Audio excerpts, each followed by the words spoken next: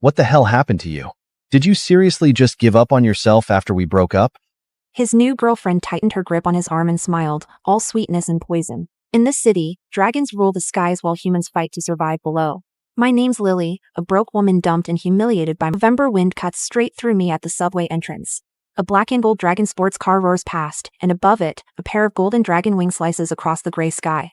In this city, dragons live above the clouds. Humans fight for space at the bottom. And me? I am the kind of person no one even notices.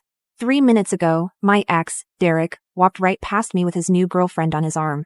He wore a brand new tailored suit. The woman beside him was slim, polished, and flawless, like he had finally picked out an expensive accessory worth showing off. His eyes dragged over me, lingering on my faded coat and my slightly ruined face. Then his mouth curled into a slow, cruel smirk. Lily, what the hell happened to you? Did you seriously just give up on yourself after we broke up? His new girlfriend tightened her grip on his arm and smiled, all sweetness and poison.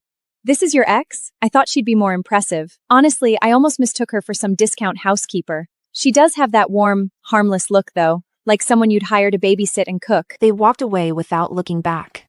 I stood there in the freezing wind, my eyes burning dry, but I could not squeeze out a single tear. The night Derek moved out 3 months ago, I cried into my pillow for hours.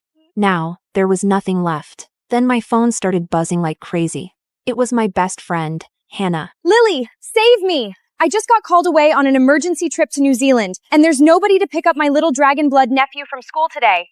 Can you go get him from Emberwheel Academy? I pressed my fingers to my temple and hesitated. What nephew? He's from my husband's side, dragon blood family. He's been staying with us for a while. You know I married into a dragon blood clan, and they've got tons of kids who get sent around to different relatives. This one has a sharp tongue and a terrible attitude, but he's soft underneath. I'm sending you his photo now. I looked at the photo she sent. It was so blurry that all I could make out was a golden blur of hair. I looked up just in time to see Derek and his girlfriend disappear around the corner. Then I shoved my hand into my pocket and felt the apartment key he had returned to me last week. That was enough. Fine, I'll go pick him up. It could not possibly get worse than this. Embervale Academy's front gate was lined with custom luxury cars. After-school pickup looked less like school pickup and more like an elite auto show. I stood there in my old puffer jacket, squeezed between sharp-suited nannies and stone-faced butlers, clutching a gas station hot cocoa and sticking out like I had wandered into the wrong world. The bell rang, and a wave of golden-haired, golden-eyed kids poured out through the gate. I squinted at the blurry photo on my phone and felt my hope slowly dying. Right as I was about to call Hannah and demand an actual usable picture, something caught my eye. Down a dim side alley, a little boy stood alone against the wall. Short golden hair, bright gold-slit pupils, a black training bag on his back. His face was almost unnervingly pretty, like a porcelain doll from some luxury magazine. But there was no driver waiting for him. No nanny. No butler. No one coming to take his hand. His little fingers were red from the cold, wrapped tightly around the straps of his bag. His expression was so calm it made my chest hurt. It was the kind of calm that belonged to a child who had learned too early that no one was coming. I walked over quickly and crouched down in front of him. Hey there, you're Hannah's nephew, right? I'm here to take you home. The boy slowly lifted his eyes. Those golden-slit pupils were ice cold. I don't know you. Then he turned and walked away. I hurried after him and caught the strap of his bag. Wait, it's freezing out here. I'm not leaving you alone. He stopped dead and spun around, glaring at me like a cornered little animal. You're all the same. First you ask who I am, then you ask how much I'm worth. Let go! His words hit me hard, and for a second, I did not know what to say. So I said nothing. I just took the hot cocoa from my hands and pressed it into his freezing ones. Fine, I won't ask anything, little cranky. Just hold this. Warm your hands. If it tastes awful, you can insult it all you want. The little boy stared at the cup for a long moment, looking like he was fighting some serious internal war. Then he finally sneaked a tiny sip. His ears turned pink. It's too sweet. I could not help laughing. Then I gently took his hand in mine. This time, he did not pull away. Back at my tiny apartment, the little guy stood in the entryway and slowly looked the place over, his eyes landing on the window frame I had patched with tape. You're really poor, aren't you? Thanks. I really needed to hear that today.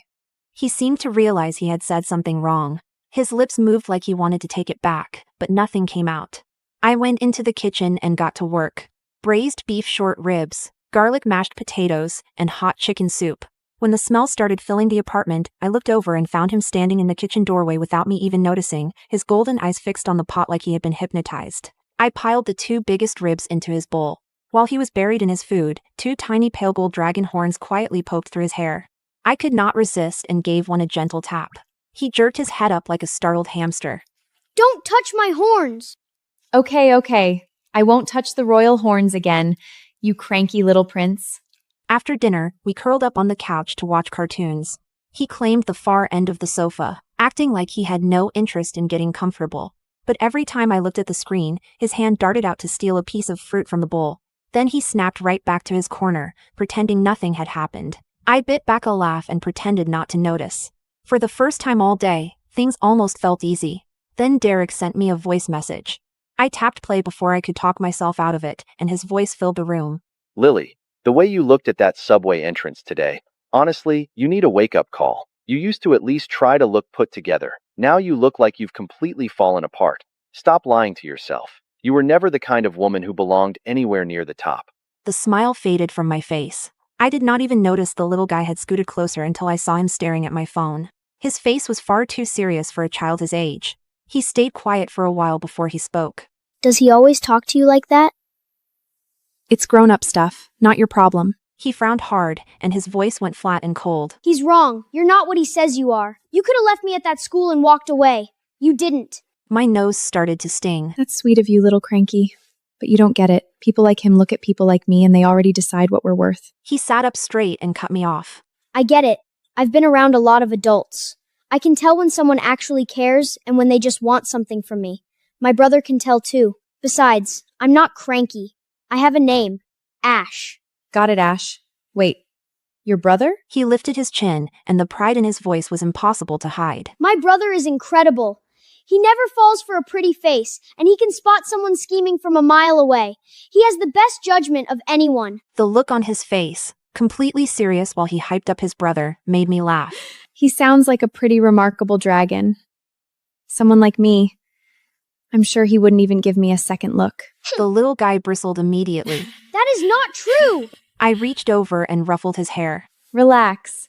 I know your brother has the best taste in the world. But he and I are from completely different worlds. Different worlds? We'll see about that once he gets here. His voice was so low it was almost swallowed by the cartoon playing on TV. I did not catch a word of it. But the tip of his tail flicked once, and something stubborn flashed in those golden eyes, like he had just made a quiet decision no one else was supposed to hear. The next evening, Ash had been acting strange all day. He sat on my couch hugging a throw pillow while cartoons played on the TV, but he clearly was not watching a single second of them. Every few minutes, his eyes drifted toward the balcony. At some point, he secretly pulled out that black and gold Calm watch, turned his back to me, and made a call like he was planning a tiny royal escape. Hey, where are you right now? Yeah, I'm out. And made a call, and like he was planning, I'll send you royal escape. Come pick me up, I'll send you the address. Stop asking questions and just come. He hung up fast, like he was afraid one more question would blow his cover. I poked my head out of the kitchen. Who was that? Ash tucked the watch behind his back and lifted his chin, trying very hard to look casual. My brother. He's coming to pick me up in half an hour. Something hollow settled in my chest. I had known from the start that he was not mine to keep. Still, hearing that he was going home stung more than I expected. That's good. I'll feel better once your brother gets here. Ash looked at me from the corner of his eye. He opened his mouth like he wanted to say something, then only let out a quiet, grumpy little huff. The truth was, he did not want to go back to that cold dragon estate at all. My couch was not fancy. The rug was old. The kitchen was barely big enough for one person to turn around in. But here, there was hot him to see how wrong that was. Half an hour passed fast. Ash jumped off the couch and rushed to the balcony, yanking the curtain aside. His eyes lit up at once. He's here. I looked out before I could stop myself. At the far edge of the evening skyline, a blazing streak of gold tore through the clouds at an impossible speed, shooting straight toward my rundown apartment building. It came closer and closer, like a burning star falling out of the sky, carrying a pressure that made it hard to breathe. Then it crashed into the empty lot below with a thunderous boom. The light faded. A tall man stood in the cold evening air after the rain. His long black coat billowed in the wind, and his gold hair burned like fire in the fading light. He looked up once, and I took half a step back before I even realized it. This was not the presence of some ordinary rich man. This was someone born above everyone else. Someone the world had learned to bow to. I froze at the window, my heart pounding hard in my chest. That's your brother? Ash lifted his chin, pride written all over his face. Yeah. I panicked completely. I looked down at my baggy old sweater, then at the messy living room around me. You go down by yourself. Just tell him I'm not here. This place is a mess, and I'm not even wearing makeup. Your brother is obviously not a regular person. I don't want him seeing me like this. Ash immediately scowled and grabbed my sleeve. No way! Ash, come on. He came for you, not for me. Ash's voice went quiet and serious. Why do you always act like you're not allowed to be seen? I froze. He looked up at me, his gold eyes bright and stubborn. You came for me. You fed me. You never tried to use me. You have nothing to be ashamed of, so stop trying to hide. I could not find a single word to say. Then the doorbell rang. Ash let go of my sleeve and ran for the door. But right before he opened it, he looked back at me one more time, with a small, satisfied gleam in his eyes. He had said he was only calling his brother to pick him up. But in that moment, I had a strong feeling this little dragon had been scheming from the start. The lock clicked. I stood frozen in the middle of the living room, twisting the hem of my old sweater between my fingers until the fabric nearly stretched out of shape. The door swung open. Framed by the harsh white hallway light, a tall man stepped out of the dark and into my apartment. The force of his presence hit me before he said a word, and without meaning to, I found myself breathing more quietly. He was so much taller than he had looked from the balcony. His brilliant gold hair was damp from the rain, catching the light in soft waves. His features were sharp, flawless, almost too perfect to be real, but it was his eyes that made me go still. Dark gold-slit pupils, cold and commanding, carrying the quiet authority of someone who had never once needed to ask for power. His voice was low and magnetic. Ash. Then his gaze shifted. Without pausing, it moved past the little dragon and landed directly on me. The second those dark gold eyes locked onto my face, his entire body went still. Not with contempt. Not with the cold, judgmental stare I had been bracing for. It was something far more dangerous. Something closer to shock, like the ground had shifted beneath him and he had not been prepared for it. His pupils widened sharply, and his lashes gave one sudden, involuntary flicker. I stood there with no idea what had just happened, only feeling a strange warmth spread through the air between us. Ash's eyes went wide, like he was watching something huge unfold right in front of him, because in his dragon sight, the aura around his always cold, always untouchable brother had started to blaze. Pure, radiant gold light rolled off him in silent waves. This was not ordinary dragon breath. This was the ancient bond signal, the one dragon blood gave off from deep inside the body when a dragon came face to face with his destined mate. It was completely involuntary. Impossible to fake. Impossible to hide. Ash looked at his brother, then at me, who clearly had no idea what was going on. Slowly, a smile spread across his face. Brother, you like her. Your face is red. Even your ears are red. The man's gaze cut sharply toward Ash, and the golden glow around him vanished at once. No, I don't. It's just warm in here. Sinking because you're needy. Ash rolled his eyes.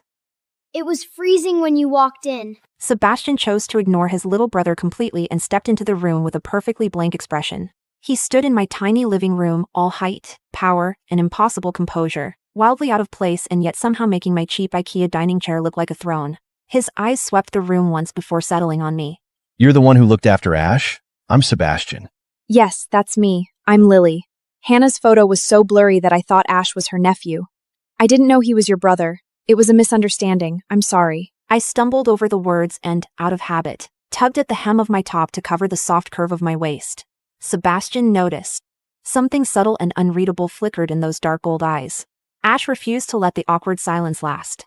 He ran to the dining table, pointed at the plates I had not cleared yet, and launched into his sales pitch with absolutely no shame. Try this! Lily's braised beef ribs. They're 1,000,000 times better than anything that fancy chef at the estate makes. Sebastian's eyes landed on the table. His brow lifted almost imperceptibly as he put on his best high-end mighty act. You let him eat this? There's no nutritional value in any of it. I already ate at the estate. I don't have time for this. He said every word like a cold, superior dragon lord who had never been tempted by a plate of ribs in his life. Then Ash shamelessly pushed a piece toward him. Sebastian looked at the rib, then at me standing there awkwardly, and his body betrayed him completely. He went quiet for a moment. Then he took the fork and took a bite. For one split second, he stopped chewing. The flavor hit him all at once, deep, rich, and far better than he had clearly expected. Under Ash's deeply smug stare, the cold and untouchable Dragon Lord made no move to slow down. Elegant as ever, he reached for a second piece. 2 minutes later, Sebastian had finished the entire plate of braised ribs without showing a single readable emotion. He had also quietly eaten most of the garlic mashed potatoes on the side. Ash sat across from him with the most smug, told-you-so expression a child's face could possibly hold. I thought you said you weren't hungry. Sebastian folded his napkin with perfect composure, let his gaze drift slightly to one side, and kept his voice carefully even. I said I had already eaten. That does not mean I cannot eat. Besides, wasting food is unnecessary. Right.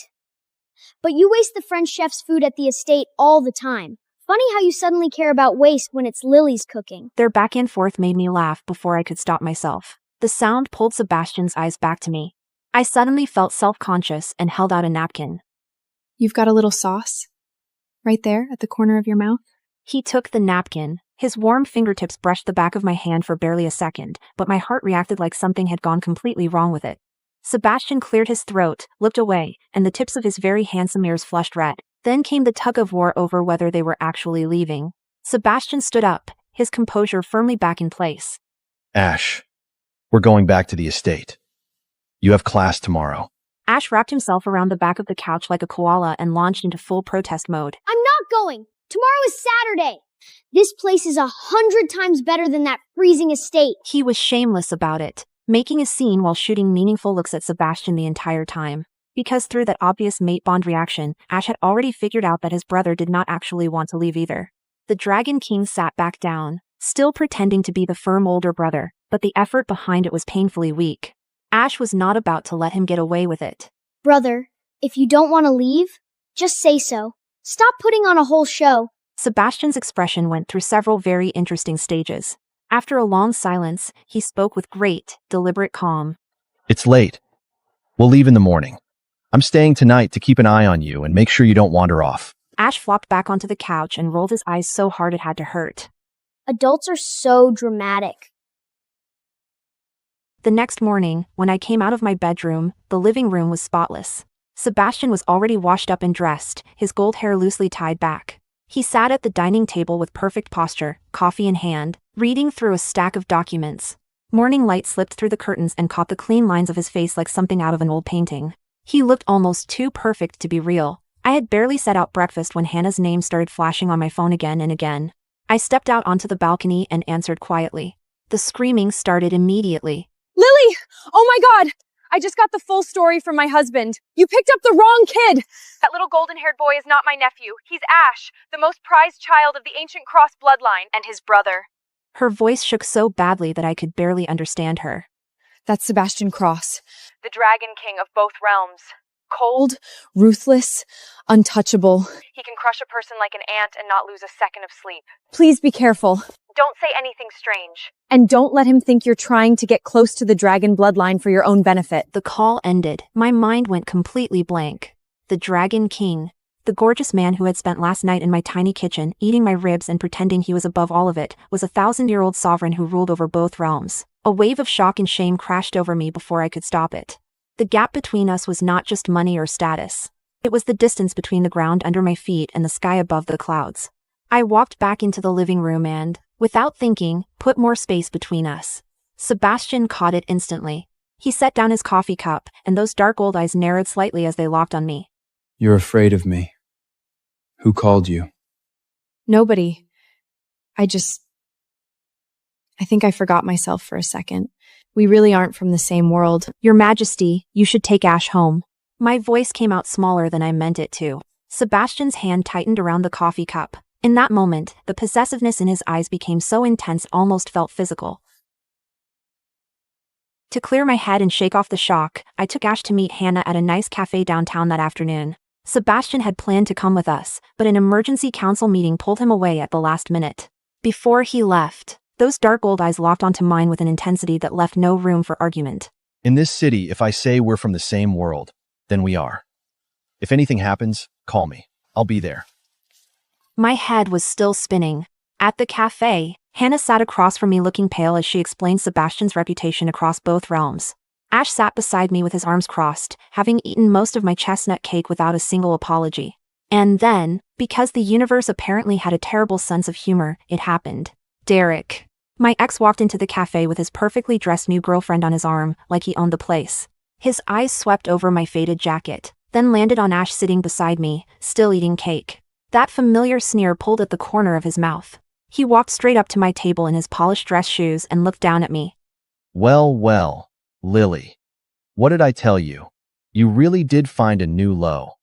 Now you're running around babysitting rich people's little dragon brats? His girlfriend leaned into him and threw me a dismissive look, loud enough for the nearby tables to hear. She does look out of place here, doesn't she? Every table in this cafe is reserved. She looks like the type who has to check the menu prices twice before ordering water. Derek's mockery and his girlfriend's little jabs pulled eyes from every corner of the cafe. The soft laughter drifting over from nearby tables hit me like a slap, right in front of everyone. Seeing the color drain from my face only made Derek more confident. He leaned into it with that sickening air of superiority, tearing into whatever was left of me word by word. Face it, Lily. You think running around after rich people's kids is going to make you one of them? Men might like your cooking, sure.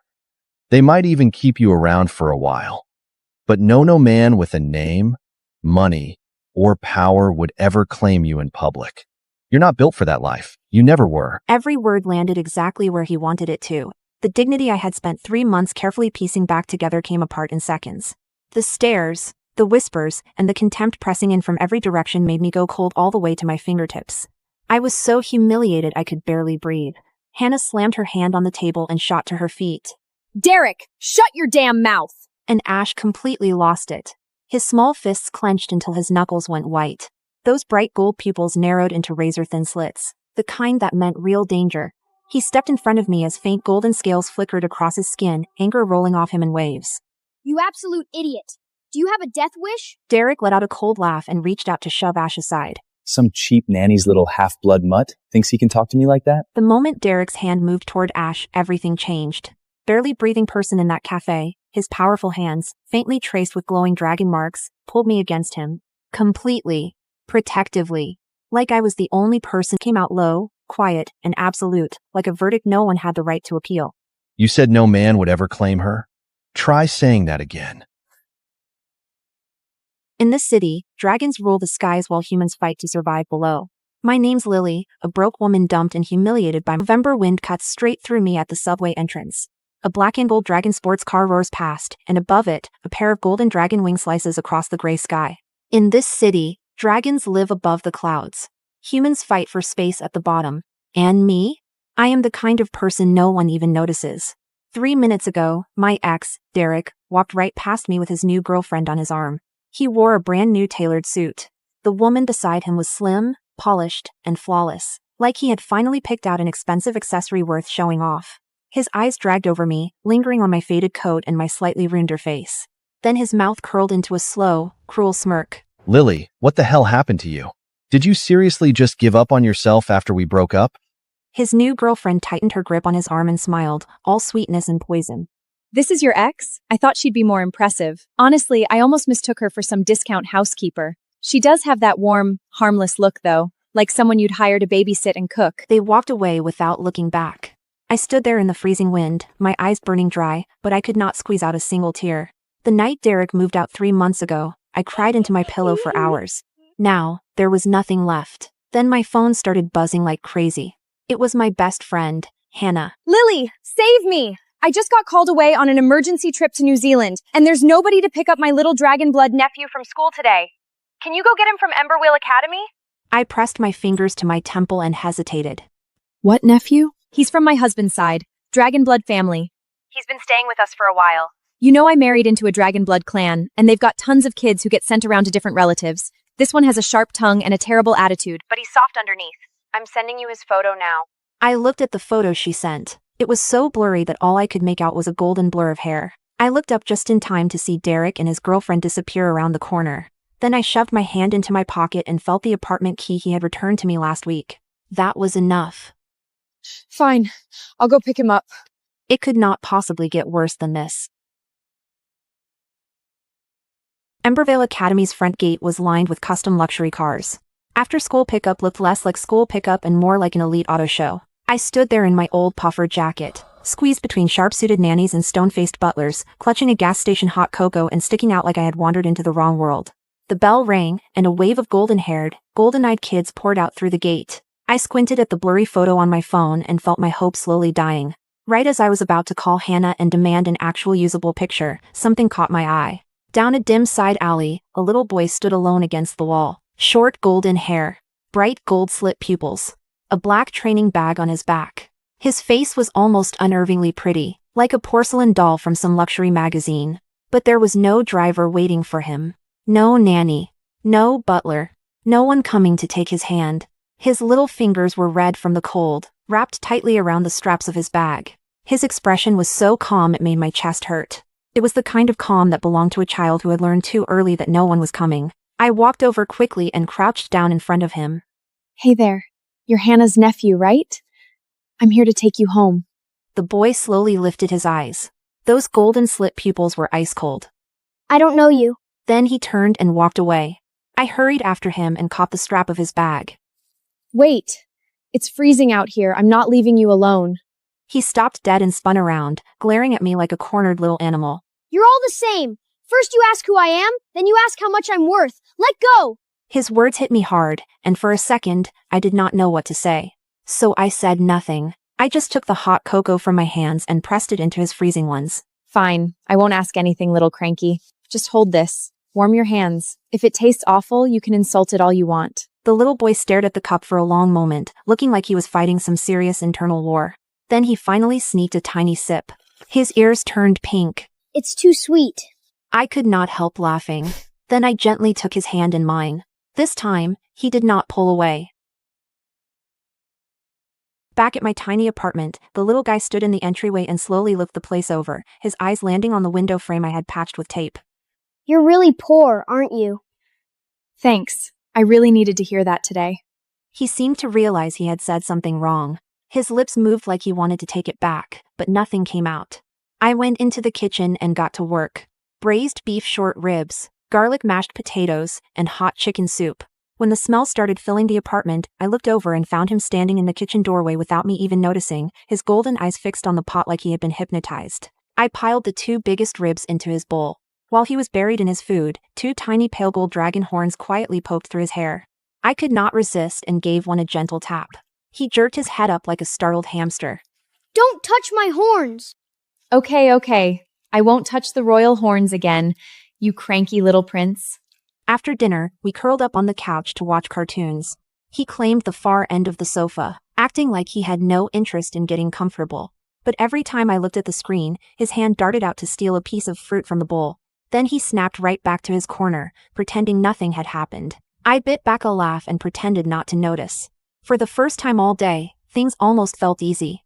Then Derek sent me a voice message. I tapped play before I could talk myself out of it, and his voice filled the room.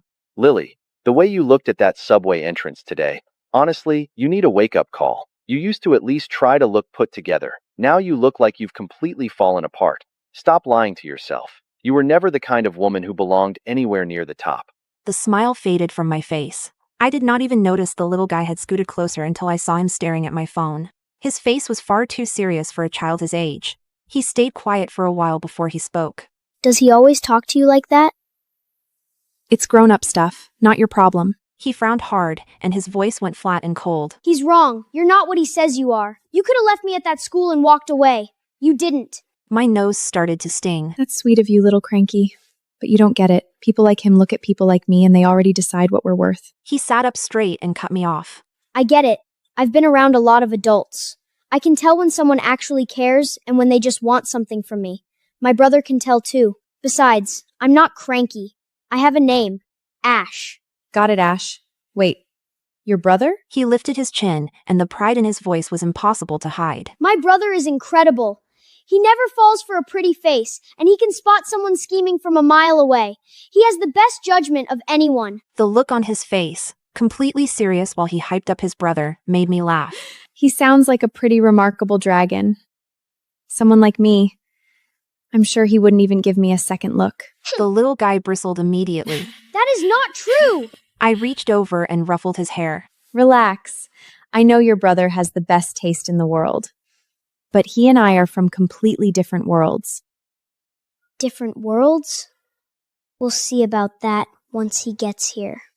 His voice was so low it was almost swallowed by the cartoon playing on TV. I did not catch a word of it.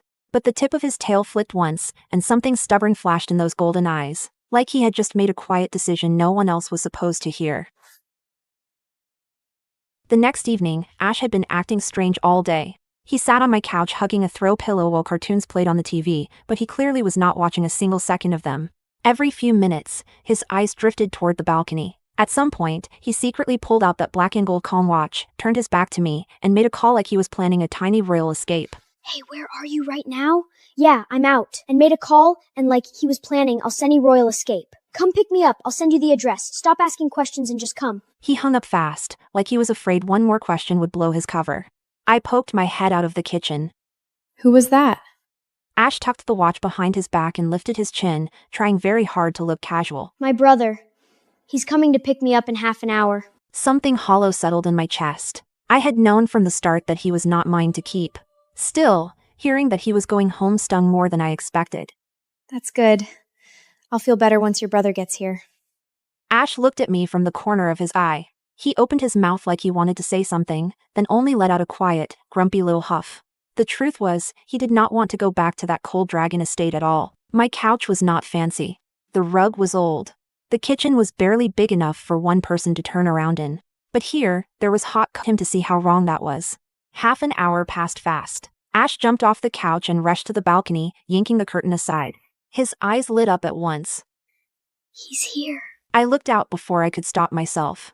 At the far edge of the evening skyline, a blazing streak of gold tore through the clouds at an impossible speed, shooting straight toward my rundown apartment building. It came closer and closer, like a burning star falling out of the sky, carrying a pressure that made it hard to breathe. Then it crashed into the empty lot below with a thunderous boom. The light faded. A tall man stood in the cold evening air after the rain. His long black coat billowed in the wind, and his gold hair burned like fire in the fading light. He looked up once, and I took half a step back before I even realized it. This was not the presence of some ordinary rich man. This was someone born above everyone else. Someone the world had learned to bow to. I froze at the window, my heart pounding hard in my chest. That's your brother? Ash lifted his chin, pride written all over his face. Yeah. I panicked completely. I looked down at my baggy old sweater, then at the messy living room around me. You go down by yourself. Just tell him I'm not here. This place is a mess, and I'm not even wearing makeup. Your brother is obviously not a regular person. I don't want him seeing me like this. Ash immediately scowled and grabbed my sleeve. No way! Ash, come on. He came for you, not for me. Ash's voice went quiet and serious. Why do you always act like you're not allowed to be seen? I froze. He looked up at me, his gold eyes bright and stubborn. You came for me. You fed me. You never tried to use me. You have nothing to be ashamed of, so stop trying to hide. I could not find a single word to say. Then the doorbell rang. Ash let go of my sleeve and ran for the door. But right before he opened it, he looked back at me one more time, with a small, satisfied gleam in his eyes. He had said he was only calling his brother to pick him up. But in that moment, I had a strong feeling this little dragon had been scheming from the start. The lock clicked. I stood frozen in the middle of the living room, twisting the hem of my old sweater between my fingers until the fabric nearly stretched out of shape. The door swung open. Framed by the harsh white hallway light, a tall man stepped out of the dark and into my apartment. The force of his presence hit me before he said a word, and without meaning to, I found myself breathing more quietly. He was so much taller than he had looked from the balcony. His brilliant gold hair was damp from the rain, catching the light in soft waves. His features were sharp, flawless, almost too perfect to be real, but it was his eyes that made me go still. Dark gold slit pupils, cold and commanding, carrying the quiet authority of someone who had never once needed to ask for power. His voice was low and magnetic. Ash. Then his gaze shifted. Without pausing, it moved past the little dragon and landed directly on me. The second those dark gold eyes locked onto my face, his entire body went still. Not with contempt. Not with the cold, judgmental stare I had been bracing for. It was something far more dangerous. Something closer to shock, like the ground had shifted beneath him and he had not been prepared for it. His pupils widened sharply, and his lashes gave one sudden, involuntary flicker. I stood there with no idea what had just happened, only feeling a strange warmth spread through the air between us. Ash's eyes went wide, like he was watching something huge unfold right in front of him, because in his dragon sight, the aura around his always cold, always untouchable brother had started to blaze. Pure, radiant gold light rolled off him in silent waves. This was not ordinary dragon breath. This was the ancient bond signal, the one dragon blood gave off from deep inside the body when a dragon came face to face with his destined mate. It was completely involuntary. Impossible to fake. Impossible to hide. Ash looked at his brother, then at me, who clearly had no idea what was going on. Slowly, a smile spread across his face. Brother, you like her.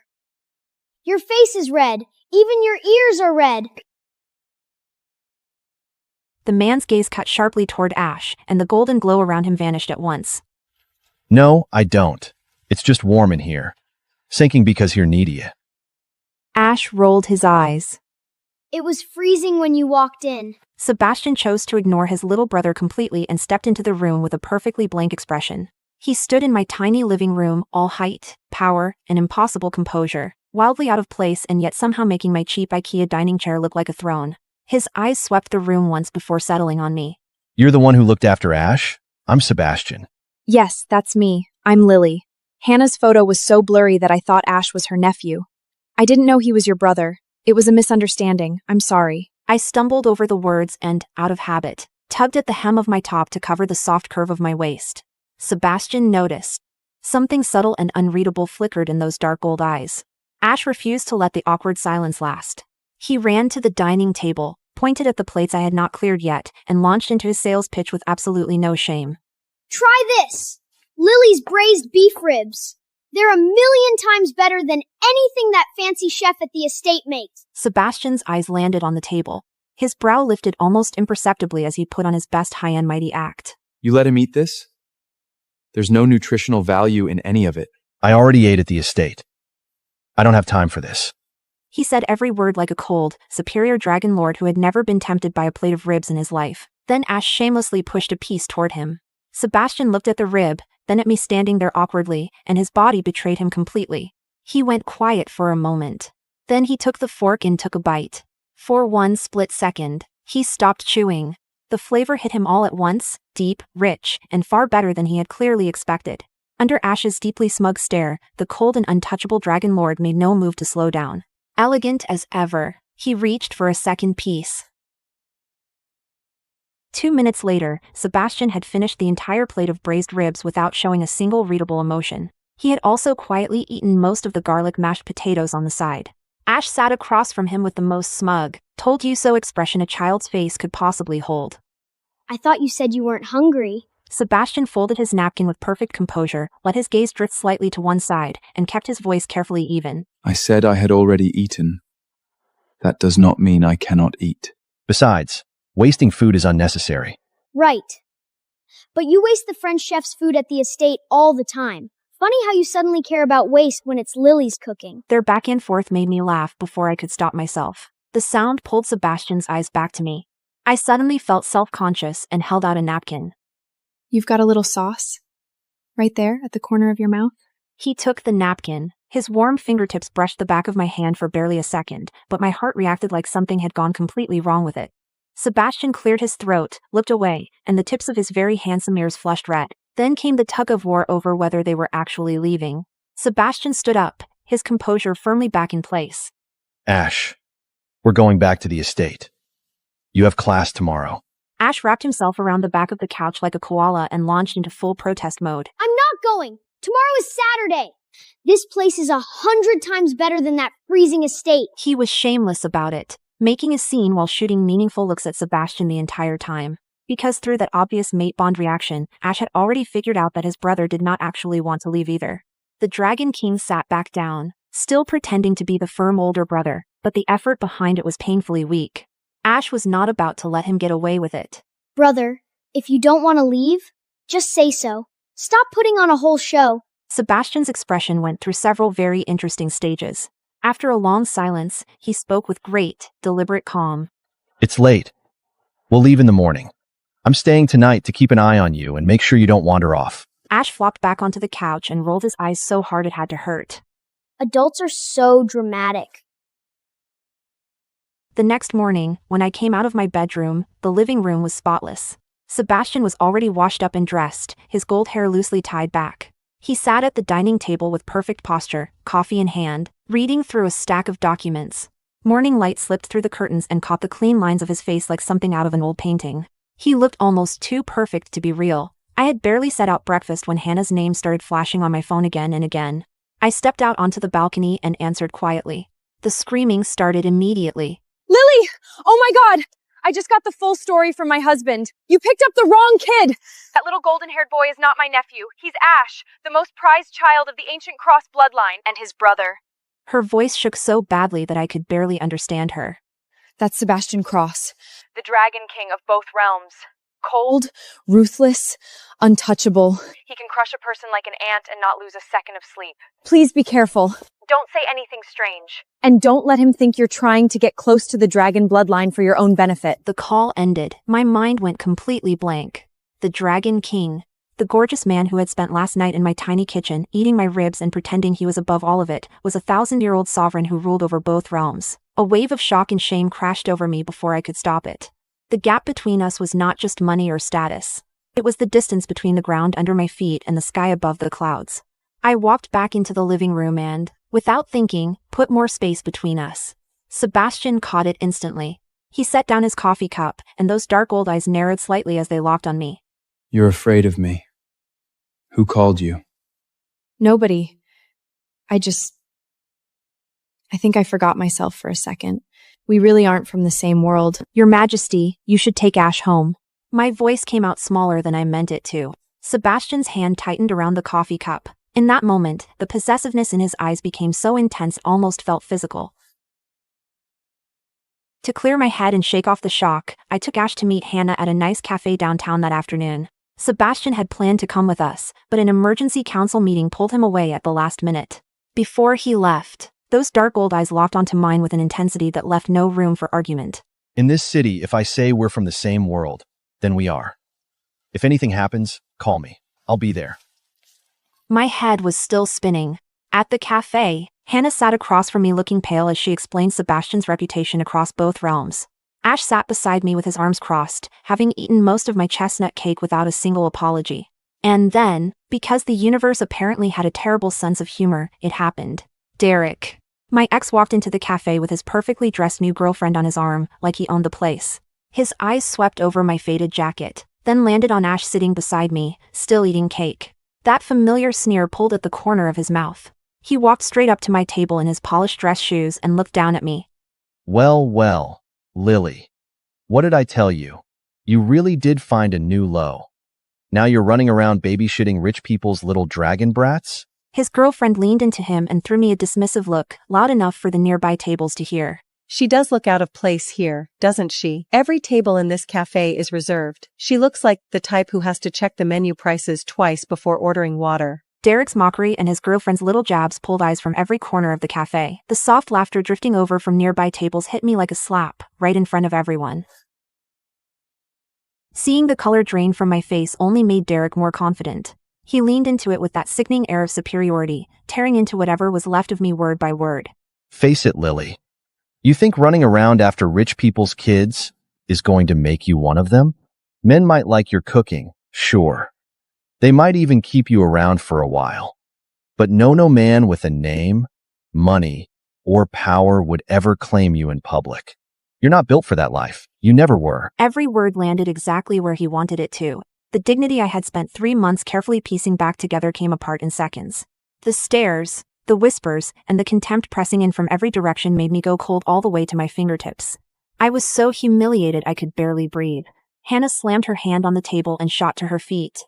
Derek, shut your damn mouth! And Ash completely lost it. His small fists clenched until his knuckles went white.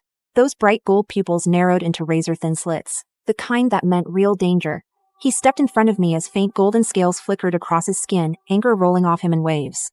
You absolute idiot. Do you have a death wish? Derek let out a cold laugh and reached out to shove Ash aside. Some cheap nanny's little half-blood mutt thinks he can talk to me like that? The moment Derek's hand moved toward Ash, everything changed. barely breathing person in that cafe, his powerful hands, faintly traced with glowing dragon marks, pulled me against him. Completely. Protectively. Like I was the only person. Came out low, quiet, and absolute, like a verdict no one had the right to appeal.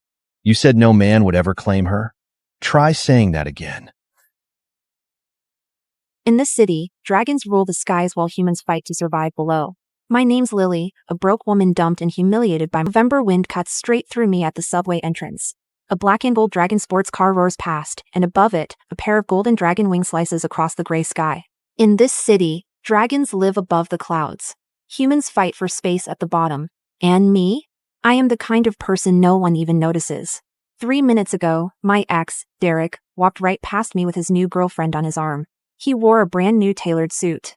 The woman beside him was slim, polished, and flawless, like he had finally picked out an expensive accessory worth showing off. His eyes dragged over me, lingering on my faded coat and my slightly ruined face. Then his mouth curled into a slow, cruel smirk. Lily, what the hell happened to you? Did you seriously just give up on yourself after we broke up? His new girlfriend tightened her grip on his arm and smiled, all sweetness and poison. This is your ex? I thought she'd be more impressive. Honestly, I almost mistook her for some discount housekeeper. She does have that warm, harmless look, though, like someone you'd hire to babysit and cook. They walked away without looking back. I stood there in the freezing wind, my eyes burning dry, but I could not squeeze out a single tear. The night Derek moved out 3 months ago, I cried into my pillow for hours. Now, there was nothing left. Then my phone started buzzing like crazy. It was my best friend, Hannah. Lily, save me! I just got called away on an emergency trip to New Zealand, and there's nobody to pick up my little dragon blood nephew from school today. Can you go get him from Emberwheel Academy? I pressed my fingers to my temple and hesitated. What nephew? He's from my husband's side, dragon blood family. He's been staying with us for a while. You know I married into a dragon blood clan, and they've got tons of kids who get sent around to different relatives. This one has a sharp tongue and a terrible attitude. But he's soft underneath. I'm sending you his photo now. I looked at the photo she sent. It was so blurry that all I could make out was a golden blur of hair. I looked up just in time to see Derek and his girlfriend disappear around the corner. Then I shoved my hand into my pocket and felt the apartment key he had returned to me last week. That was enough. Fine. I'll go pick him up. It could not possibly get worse than this. Embervale Academy's front gate was lined with custom luxury cars. After-school pickup looked less like school pickup and more like an elite auto show. I stood there in my old puffer jacket, squeezed between sharp-suited nannies and stone-faced butlers, clutching a gas station hot cocoa and sticking out like I had wandered into the wrong world. The bell rang, and a wave of golden-haired, golden-eyed kids poured out through the gate. I squinted at the blurry photo on my phone and felt my hope slowly dying. Right as I was about to call Hannah and demand an actual usable picture, something caught my eye. Down a dim side alley, a little boy stood alone against the wall. Short golden hair, bright gold-slit pupils, a black training bag on his back. His face was almost unnervingly pretty, like a porcelain doll from some luxury magazine. But there was no driver waiting for him. No nanny. No butler. No one coming to take his hand. His little fingers were red from the cold, wrapped tightly around the straps of his bag. His expression was so calm it made my chest hurt. It was the kind of calm that belonged to a child who had learned too early that no one was coming. I walked over quickly and crouched down in front of him. Hey there. You're Hannah's nephew, right? I'm here to take you home. The boy slowly lifted his eyes. Those golden slit pupils were ice cold. I don't know you. Then he turned and walked away. I hurried after him and caught the strap of his bag. Wait. It's freezing out here. I'm not leaving you alone. He stopped dead and spun around, glaring at me like a cornered little animal. You're all the same. First you ask who I am, then you ask how much I'm worth. Let go! His words hit me hard, and for a second, I did not know what to say. So I said nothing. I just took the hot cocoa from my hands and pressed it into his freezing ones. Fine. I won't ask anything, little cranky. Just hold this. Warm your hands. If it tastes awful, you can insult it all you want. The little boy stared at the cup for a long moment, looking like he was fighting some serious internal war. Then he finally sneaked a tiny sip. His ears turned pink. It's too sweet. I could not help laughing. Then I gently took his hand in mine. This time, he did not pull away. Back at my tiny apartment, the little guy stood in the entryway and slowly looked the place over, his eyes landing on the window frame I had patched with tape. You're really poor, aren't you? Thanks. I really needed to hear that today. He seemed to realize he had said something wrong. His lips moved like he wanted to take it back, but nothing came out. I went into the kitchen and got to work. Braised beef short ribs, garlic mashed potatoes, and hot chicken soup. When the smell started filling the apartment, I looked over and found him standing in the kitchen doorway without me even noticing, his golden eyes fixed on the pot like he had been hypnotized. I piled the 2 biggest ribs into his bowl. While he was buried in his food, 2 tiny pale gold dragon horns quietly poked through his hair. I could not resist and gave one a gentle tap. He jerked his head up like a startled hamster. Don't touch my horns! Okay. I won't touch the royal horns again, you cranky little prince. After dinner, we curled up on the couch to watch cartoons. He claimed the far end of the sofa, acting like he had no interest in getting comfortable. But every time I looked at the screen, his hand darted out to steal a piece of fruit from the bowl. Then he snapped right back to his corner, pretending nothing had happened. I bit back a laugh and pretended not to notice. For the first time all day, things almost felt easy. Then Derek sent me a voice message. I tapped play before I could talk myself out of it, and his voice filled the room. Lily, the way you looked at that subway entrance today, honestly, you need a wake-up call. You used to at least try to look put together. Now you look like you've completely fallen apart. Stop lying to yourself. You were never the kind of woman who belonged anywhere near the top. The smile faded from my face. I did not even notice the little guy had scooted closer until I saw him staring at my phone. His face was far too serious for a child his age. He stayed quiet for a while before he spoke. Does he always talk to you like that? It's grown-up stuff, not your problem. He frowned hard, and his voice went flat and cold. He's wrong. You're not what he says you are. You could have left me at that school and walked away. You didn't. My nose started to sting. That's sweet of you, little cranky. But you don't get it. People like him look at people like me and they already decide what we're worth. He sat up straight and cut me off. I get it.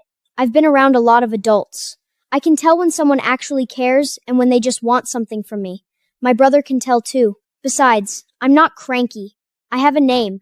Ash. Got it, Ash. Wait, your brother? He lifted his chin, and the pride in his voice was impossible to hide. My brother is incredible. He never falls for a pretty face, and he can spot someone scheming from a mile away. He has the best judgment of anyone. The look on his face, completely serious while he hyped up his brother, made me laugh. He sounds like a pretty remarkable dragon. Someone like me. I'm sure he wouldn't even give me a second look. The little guy bristled immediately. That is not true! I reached over and ruffled his hair. Relax. I know your brother has the best taste in the world. But he and I are from completely different worlds. Different worlds? We'll see about that once he gets here. His voice was so low it was almost swallowed by the cartoon playing on TV. I did not catch a word of it. But the tip of his tail flicked once, and something stubborn flashed in those golden eyes, like he had just made a quiet decision no one else was supposed to hear. The next evening, Ash had been acting strange all day. He sat on my couch hugging a throw pillow while cartoons played on the TV, but he clearly was not watching a single second of them. Every few minutes, his eyes drifted toward the balcony. At some point, he secretly pulled out that black and gold calm watch, turned his back to me, and made a call like he was planning a tiny royal escape. Hey, where are you right now? Yeah, I'm out. And made a call, and like he was planning, I'll send you royal escape. Come pick me up, I'll send you the address. Stop asking questions and just come. He hung up fast, like he was afraid one more question would blow his cover. I poked my head out of the kitchen. Who was that? Ash tucked the watch behind his back and lifted his chin, trying very hard to look casual. My brother. He's coming to pick me up in half an hour. Something hollow settled in my chest. I had known from the start that he was not mine to keep. Still, hearing that he was going home stung more than I expected. That's good. I'll feel better once your brother gets here. Ash looked at me from the corner of his eye. He opened his mouth like he wanted to say something, then only let out a quiet, grumpy little huff. The truth was, he did not want to go back to that cold dragon estate at all. My couch was not fancy. The rug was old. The kitchen was barely big enough for one person to turn around in. But here, there was hot him to see how wrong that was. Half an hour passed fast. Ash jumped off the couch and rushed to the balcony, yanking the curtain aside. His eyes lit up at once. He's here. I looked out before I could stop myself. At the far edge of the evening skyline, a blazing streak of gold tore through the clouds at an impossible speed, shooting straight toward my rundown apartment building. It came closer and closer, like a burning star falling out of the sky, carrying a pressure that made it hard to breathe. Then it crashed into the empty lot below with a thunderous boom. The light faded. A tall man stood in the cold evening air after the rain. His long black coat billowed in the wind, and his gold hair burned like fire in the fading light. He looked up once, and I took half a step back before I even realized it. This was not the presence of some ordinary rich man. This was someone born above everyone else. Someone the world had learned to bow to. I froze at the window, my heart pounding hard in my chest. That's your brother? Ash lifted his chin, pride written all over his face. Yeah. I panicked completely. I looked down at my baggy old sweater, then at the messy living room around me. You go down by yourself. Just tell him I'm not here. This place is a mess, and I'm not even wearing makeup. Your brother is obviously not a regular person. I don't want him seeing me like this. Ash immediately scowled and grabbed my sleeve. No way! Ash, come on. He came for you, not for me. Ash's voice went quiet and serious. Why do you always act like you're not allowed to be seen? I froze. He looked up at me, his gold eyes bright and stubborn. You came for me. You fed me. You never tried to use me. You have nothing to be ashamed of, so stop trying to hide. I could not find a single word to say. Then the doorbell rang. Ash let go of my sleeve and ran for the door. But right before he opened it, he looked back at me one more time, with a small, satisfied gleam in his eyes. He had said he was only calling his brother to pick him up. But in that moment, I had a strong feeling this little dragon had been scheming from the start. The lock clicked. I stood frozen in the middle of the living room, twisting the hem of my old sweater between my fingers until the fabric nearly stretched out of shape. The door swung open. Framed by the harsh white hallway light, a tall man stepped out of the dark and into my apartment. The force of his presence hit me before he said a word, and without meaning to, I found myself breathing more quietly. He was so much taller than he had looked from the balcony. His brilliant gold hair was damp from the rain, catching the light in soft waves. His features were sharp, flawless, almost too perfect to be real, but it was his eyes that made me go still. Dark gold-slit pupils, cold and commanding, carrying the quiet authority of someone who had never once needed to ask for power. His voice was low and magnetic. Ash. Then his gaze shifted. Without pausing, it moved past the little dragon and landed directly on me. The second those dark gold eyes locked onto my face, his entire body went still. Not with contempt. Not with the cold, judgmental stare I had been bracing for. It was something far more dangerous. Something closer to shock, like the ground had shifted beneath him and he had not been prepared for it. His pupils widened sharply, and his lashes gave one sudden, involuntary flicker. I stood there with no idea what had just happened, only feeling a strange warmth spread through the air between us. Ash's eyes went wide, like he was watching something huge unfold right in front of him. Because in his dragon sight, the aura around his always cold, always untouchable brother had started to blaze. Pure, radiant gold light rolled off him in silent waves. This was not ordinary dragon breath. This was the ancient bond signal, the one dragon blood gave off from deep inside the body when a dragon came face to face with his destined mate. It was completely involuntary. Impossible to fake. Impossible to hide. Ash looked at his brother, then at me, who clearly had no idea what was going on. Slowly, a smile spread across his face. Brother, you like her. Your face is red. Even your ears are red. The man's gaze cut sharply toward Ash, and the golden glow around him vanished at once. No, I don't. It's just warm in here. Sinking because you're needy. Ash rolled his eyes. It was freezing when you walked in. Sebastian chose to ignore his little brother completely and stepped into the room with a perfectly blank expression. He stood in my tiny living room, all height, power, and impossible composure, wildly out of place and yet somehow making my cheap IKEA dining chair look like a throne. His eyes swept the room once before settling on me. You're the one who looked after Ash? I'm Sebastian. Yes, that's me. I'm Lily. Hannah's photo was so blurry that I thought Ash was her nephew. I didn't know he was your brother. It was a misunderstanding. I'm sorry. I stumbled over the words and, out of habit, tugged at the hem of my top to cover the soft curve of my waist. Sebastian noticed. Something subtle and unreadable flickered in those dark gold eyes. Ash refused to let the awkward silence last. He ran to the dining table, pointed at the plates I had not cleared yet, and launched into his sales pitch with absolutely no shame. Try this! Lily's braised beef ribs. They're 1,000,000 times better than anything that fancy chef at the estate makes. Sebastian's eyes landed on the table. His brow lifted almost imperceptibly as he put on his best high-end mighty act. You let him eat this? There's no nutritional value in any of it. I already ate at the estate. I don't have time for this. He said every word like a cold, superior dragon lord who had never been tempted by a plate of ribs in his life. Then Ash shamelessly pushed a piece toward him. Sebastian looked at the rib, then at me standing there awkwardly, and his body betrayed him completely.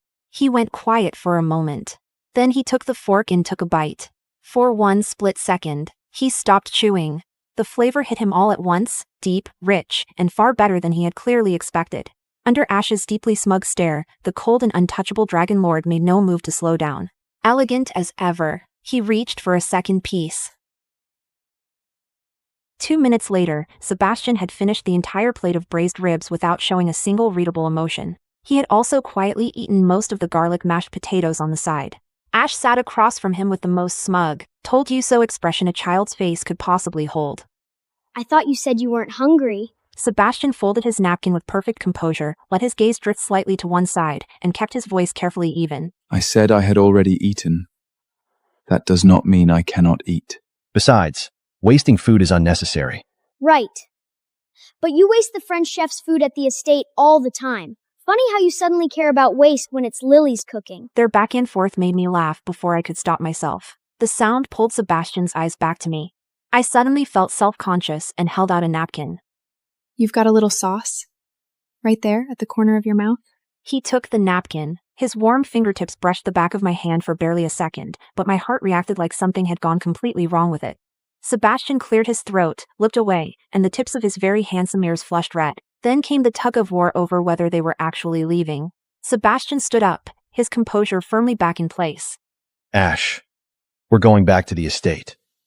You have class tomorrow. Ash wrapped himself around the back of the couch like a koala and launched into full protest mode. I'm not going. Tomorrow is Saturday. This place is 100 times better than that freezing estate. He was shameless about it, making a scene while shooting meaningful looks at Sebastian the entire time. Because through that obvious mate bond reaction, Ash had already figured out that his brother did not actually want to leave either. The Dragon King sat back down, still pretending to be the firm older brother, but the effort behind it was painfully weak. Ash was not about to let him get away with it. Brother, if you don't want to leave, just say so. Stop putting on a whole show. Sebastian's expression went through several very interesting stages. After a long silence, he spoke with great, deliberate calm. It's late. We'll leave in the morning. I'm staying tonight to keep an eye on you and make sure you don't wander off. Ash flopped back onto the couch and rolled his eyes so hard it had to hurt. Adults are so dramatic. The next morning, when I came out of my bedroom, the living room was spotless. Sebastian was already washed up and dressed, his gold hair loosely tied back. He sat at the dining table with perfect posture, coffee in hand, reading through a stack of documents. Morning light slipped through the curtains and caught the clean lines of his face like something out of an old painting. He looked almost too perfect to be real. I had barely set out breakfast when Hannah's name started flashing on my phone again and again. I stepped out onto the balcony and answered quietly. The screaming started immediately. Lily!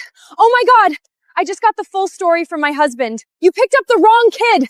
That little golden-haired boy is not my nephew. He's Ash, the most prized child of the ancient Cross bloodline, and his brother.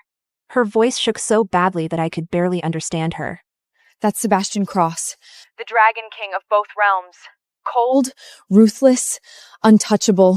He can crush a person like an ant and not lose a second of sleep. Please be careful. Don't say anything strange. And don't let him think you're trying to get close to the dragon bloodline for your own benefit. The call ended. My mind went completely blank. The Dragon King. The gorgeous man who had spent last night in my tiny kitchen, eating my ribs and pretending he was above all of it, was a 1,000-year-old sovereign who ruled over both realms. A wave of shock and shame crashed over me before I could stop it. The gap between us was not just money or status. It was the distance between the ground under my feet and the sky above the clouds. I walked back into the living room and, without thinking, put more space between us. Sebastian caught it instantly. He set down his coffee cup, and those dark old eyes narrowed slightly as they locked on me. You're afraid of me. Who called you? Nobody. I think I forgot myself for a second. We really aren't from the same world. Your Majesty, you should take Ash home. My voice came out smaller than I meant it to. Sebastian's hand tightened around the coffee cup. In that moment, the possessiveness in his eyes became so intense it almost felt physical. To clear my head and shake off the shock, I took Ash to meet Hannah at a nice cafe downtown that afternoon. Sebastian had planned to come with us, but an emergency council meeting pulled him away at the last minute. Before he left, those dark old eyes locked onto mine with an intensity that left no room for argument. In this city, if I say we're from the same world, then we are. If anything happens, call me. I'll be there. My head was still spinning. At the cafe, Hannah sat across from me looking pale as she explained Sebastian's reputation across both realms. Ash sat beside me with his arms crossed, having eaten most of my chestnut cake without a single apology. And then, because the universe apparently had a terrible sense of humor, it happened. Derek. My ex walked into the cafe with his perfectly dressed new girlfriend on his arm, like he owned the place. His eyes swept over my faded jacket, then landed on Ash sitting beside me, still eating cake. That familiar sneer pulled at the corner of his mouth. He walked straight up to my table in his polished dress shoes and looked down at me. Well, well, Lily.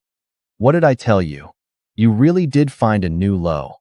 Now you're running around babysitting rich people's little dragon brats? His girlfriend leaned into him and threw me a dismissive look, loud enough for the nearby tables to hear. She does look out of place here, doesn't she? Every table in this cafe is reserved. She looks like the type who has to check the menu prices twice before ordering water. Derek's mockery and his girlfriend's little jabs pulled eyes from every corner of the cafe. The soft laughter drifting over from nearby tables hit me like a slap, right in front of everyone. Seeing the color drain from my face only made Derek more confident. He leaned into it with that sickening air of superiority, tearing into whatever was left of me word by word. Face it, Lily. You think running around after rich people's kids is going to make you one of them? Men might like your cooking, sure. They might even keep you around for a while. But no man with a name, money, or power would ever claim you in public. You're not built for that life. You never were. Every word landed exactly where he wanted it to. The dignity I had spent 3 months carefully piecing back together came apart in seconds. The stares, the whispers, and the contempt pressing in from every direction made me go cold all the way to my fingertips. I was so humiliated I could barely breathe. Hannah slammed her hand on the table and shot to her feet. Derek, shut your damn mouth! And Ash completely lost it. His small fists clenched until his knuckles went white. Those bright gold pupils narrowed into razor-thin slits, the kind that meant real danger. He stepped in front of me as faint golden scales flickered across his skin, anger rolling off him in waves. You absolute idiot. Do you have a death wish? Derek let out a cold laugh and reached out to shove Ash aside. Some cheap nanny's little half-blood mutt thinks he can talk to me like that? The moment Derek's hand moved toward Ash, everything changed. Barely breathing person in that cafe, his powerful hands, faintly traced with glowing dragon marks, pulled me against him. Completely. Protectively. Like I was the only person. Came out low, quiet, and absolute, like a verdict no one had the right to appeal. You said no man would ever claim her? Try saying that again. In this city, dragons rule the skies while humans fight to survive below. My name's Lily, a broke woman dumped and humiliated by November wind cuts straight through me at the subway entrance. A black and gold dragon sports car roars past, and above it, a pair of golden dragon wing slices across the gray sky. In this city, dragons live above the clouds. Humans fight for space at the bottom. And me? I am the kind of person no one even notices. 3 minutes ago, my ex, Derek, walked right past me with his new girlfriend on his arm. He wore a brand new tailored suit. The woman beside him was slim, polished, and flawless, like he had finally picked out an expensive accessory worth showing off. His eyes dragged over me, lingering on my faded coat and my slightly ruined face. Then his mouth curled into a slow, cruel smirk. Lily, what the hell happened to you? Did you seriously just give up on yourself after we broke up? His new girlfriend tightened her grip on his arm and smiled, all sweetness and poison. This is your ex? I thought she'd be more impressive. Honestly, I almost mistook her for some discount housekeeper. She does have that warm, harmless look, though, like someone you'd hire to babysit and cook. They walked away without looking back. I stood there in the freezing wind, my eyes burning dry, but I could not squeeze out a single tear. The night Derek moved out 3 months ago, I cried into my pillow for hours. Now, there was nothing left. Then my phone started buzzing like crazy. It was my best friend, Hannah. Lily, save me! I just got called away on an emergency trip to New Zealand, and there's nobody to pick up my little dragon blood Nephew from school today. Can you go get him from Emberwheel Academy? I pressed my fingers to my temple and hesitated. What nephew? He's from my husband's side, dragon blood family. He's been staying with us for a while. You know I married into a dragon blood clan, and they've got tons of kids who get sent around to different relatives. This one has a sharp tongue and a terrible attitude. But he's soft underneath. I'm sending you his photo now. I looked at the photo she sent. It was so blurry that all I could make out was a golden blur of hair. I looked up just in time to see Derek and his girlfriend disappear around the corner. Then I shoved my hand into my pocket and felt the apartment key he had returned to me last week. That was enough. Fine. I'll go pick him up. It could not possibly get worse than this. Embervale Academy's front gate was lined with custom luxury cars. After-school pickup looked less like school pickup and more like an elite auto show. I stood there in my old puffer jacket, squeezed between sharp-suited nannies and stone-faced butlers, clutching a gas station hot cocoa and sticking out like I had wandered into the wrong world. The bell rang, and a wave of golden-haired, golden-eyed kids poured out through the gate. I squinted at the blurry photo on my phone and felt my hope slowly dying. Right as I was about to call Hannah and demand an actual usable picture, something caught my eye. Down a dim side alley, a little boy stood alone against the wall. Short golden hair, bright gold-slit pupils, a black training bag on his back. His face was almost unnervingly pretty, like a porcelain doll from some luxury magazine. But there was no driver waiting for him. No nanny. No butler. No one coming to take his hand. His little fingers were red from the cold, wrapped tightly around the straps of his bag. His expression was so calm it made my chest hurt. It was the kind of calm that belonged to a child who had learned too early that no one was coming. I walked over quickly and crouched down in front of him. Hey there. You're Hannah's nephew, right? I'm here to take you home. The boy slowly lifted his eyes. Those golden-slit pupils were ice cold. I don't know you. Then he turned and walked away. I hurried after him and caught the strap of his bag. Wait.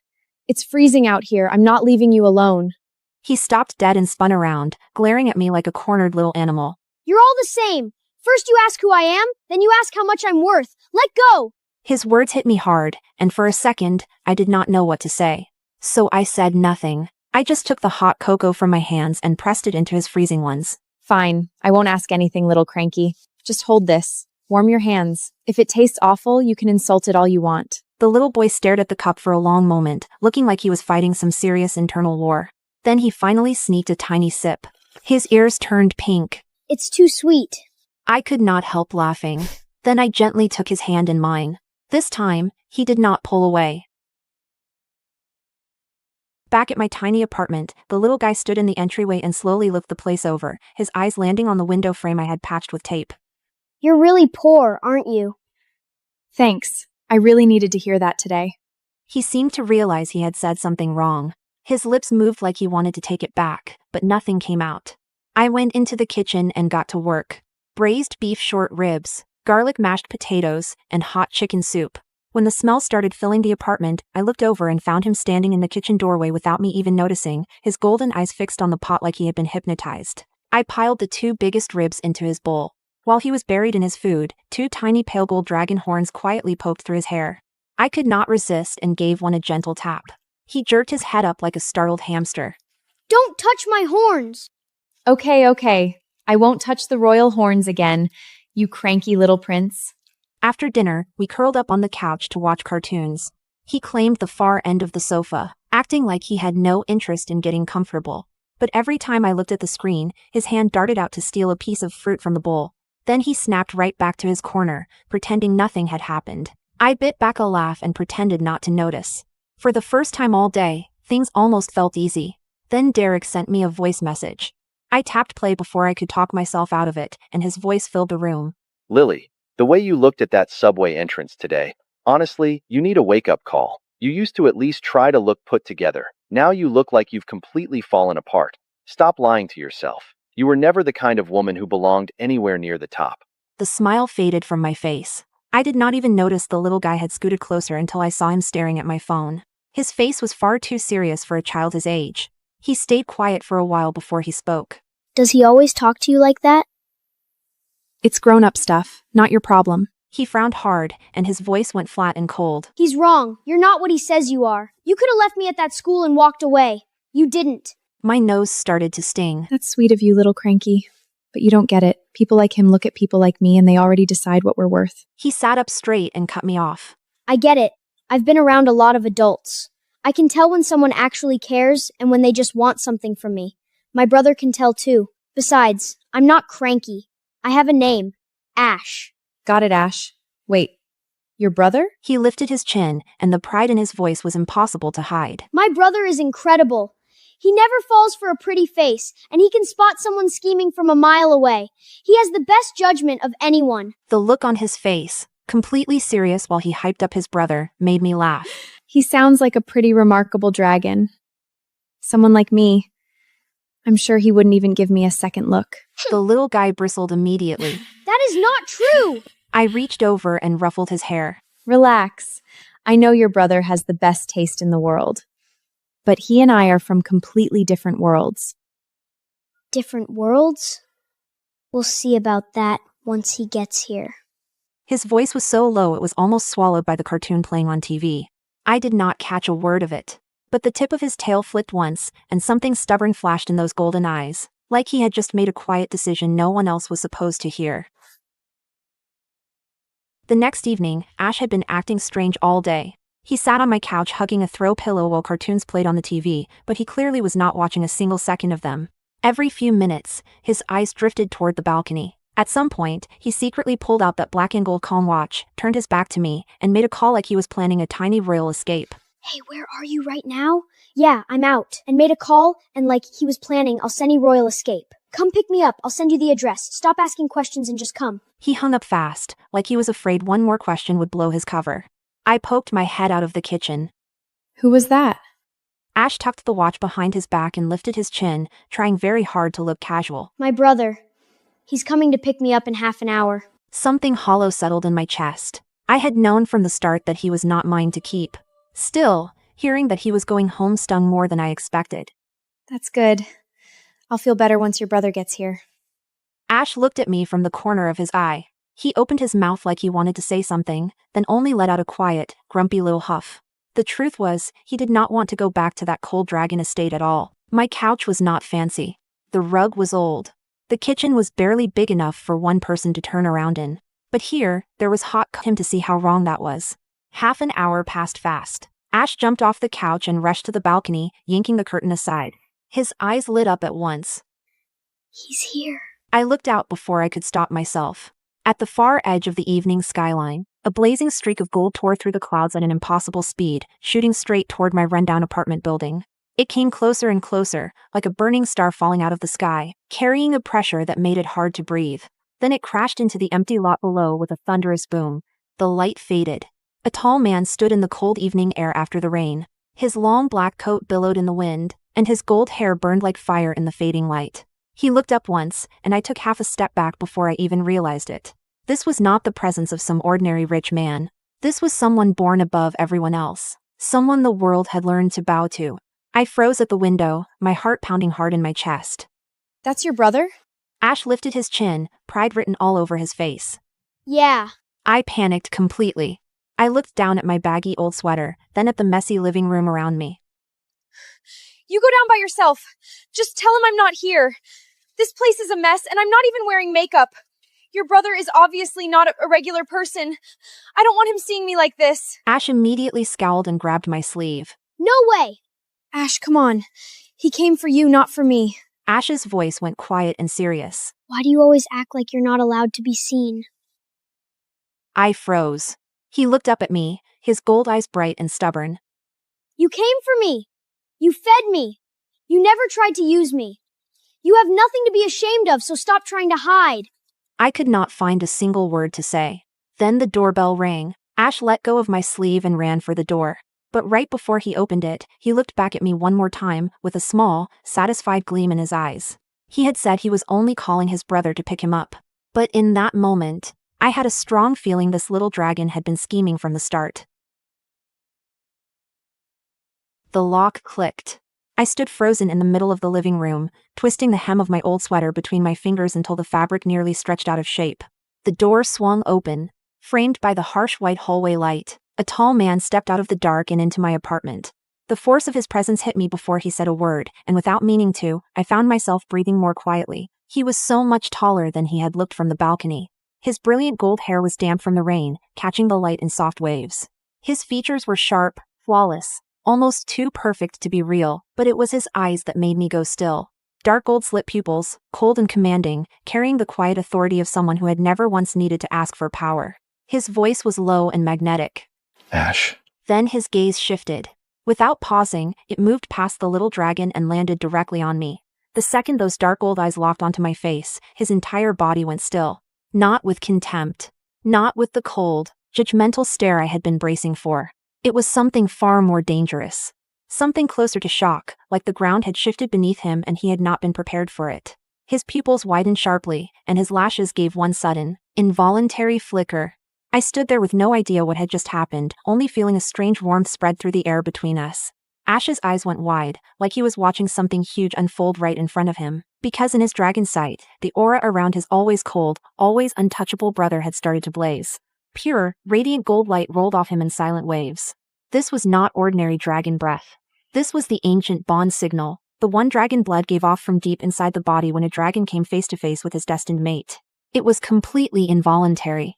Impossible to fake. Impossible to hide. Ash looked at his brother, then at me, who clearly had no idea what was going on. Slowly, a smile spread across his face. Brother, you like her. Your face is red. Even your ears are red. The man's gaze cut sharply toward Ash, and the golden glow around him vanished at once. No, I don't. It's just warm in here. Sinking because you're needy. Ash rolled his eyes. It was freezing when you walked in. Sebastian chose to ignore his little brother completely and stepped into the room with a perfectly blank expression. He stood in my tiny living room, all height, power, and impossible composure, wildly out of place and yet somehow making my cheap IKEA dining chair look like a throne. His eyes swept the room once before settling on me. You're the one who looked after Ash? I'm Sebastian. Yes, that's me. I'm Lily. Hannah's photo was so blurry that I thought Ash was her nephew. I didn't know he was your brother. It was a misunderstanding. I'm sorry. I stumbled over the words and, out of habit, tugged at the hem of my top to cover the soft curve of my waist. Sebastian noticed. Something subtle and unreadable flickered in those dark gold eyes. Ash refused to let the awkward silence last. He ran to the dining table, pointed at the plates I had not cleared yet, and launched into his sales pitch with absolutely no shame. Try this! Lily's braised beef ribs. They're a million times better than anything that fancy chef at the estate makes. Sebastian's eyes landed on the table. His brow lifted almost imperceptibly as he put on his best high-end mighty act. You let him eat this? There's no nutritional value in any of it. I already ate at the estate. I don't have time for this. He said every word like a cold, superior dragon lord who had never been tempted by a plate of ribs in his life. Then Ash shamelessly pushed a piece toward him. Sebastian looked at the rib, then at me standing there awkwardly, and his body betrayed him completely. He went quiet for a moment. Then he took the fork and took a bite. For one split second, he stopped chewing. The flavor hit him all at once, deep, rich, and far better than he had clearly expected. Under Ash's deeply smug stare, the cold and untouchable dragon lord made no move to slow down. Elegant as ever, he reached for a second piece. 2 minutes later, Sebastian had finished the entire plate of braised ribs without showing a single readable emotion. He had also quietly eaten most of the garlic mashed potatoes on the side. Ash sat across from him with the most smug, told you so expression a child's face could possibly hold. I thought you said you weren't hungry. Sebastian folded his napkin with perfect composure, let his gaze drift slightly to one side, and kept his voice carefully even. I said I had already eaten. That does not mean I cannot eat. Besides, wasting food is unnecessary. Right. But you waste the French chef's food at the estate all the time. Funny how you suddenly care about waste when it's Lily's cooking. Their back and forth made me laugh before I could stop myself. The sound pulled Sebastian's eyes back to me. I suddenly felt self-conscious and held out a napkin. You've got a little sauce? Right there at the corner of your mouth? He took the napkin. His warm fingertips brushed the back of my hand for barely a second, but my heart reacted like something had gone completely wrong with it. Sebastian cleared his throat, looked away, and the tips of his very handsome ears flushed red. Then came the tug-of-war over whether they were actually leaving. Sebastian stood up, his composure firmly back in place. Ash, we're going back to the estate. You have class tomorrow. Ash wrapped himself around the back of the couch like a koala and launched into full protest mode. I'm not going. Tomorrow is Saturday.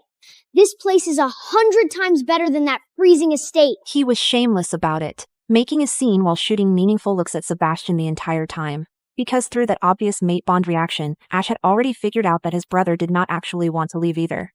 The Dragon King sat back down, still pretending to be the firm older brother, but the effort behind it was painfully weak. Ash was not about to let him get away with it. Brother, if you don't want to leave, just say so. Stop putting on a whole show. Sebastian's expression went through several very interesting stages. After a long silence, he spoke with great, deliberate calm. It's late. We'll leave in the morning. I'm staying tonight to keep an eye on you and make sure you don't wander off. Ash flopped back onto the couch and rolled his eyes so hard it had to hurt. Adults are so dramatic. The next morning, when I came out of my bedroom, the living room was spotless. Sebastian was already washed up and dressed, his gold hair loosely tied back. He sat at the dining table with perfect posture, coffee in hand, reading through a stack of documents. Morning light slipped through the curtains and caught the clean lines of his face like something out of an old painting. He looked almost too perfect to be real. I had barely set out breakfast when Hannah's name started flashing on my phone again and again. I stepped out onto the balcony and answered quietly.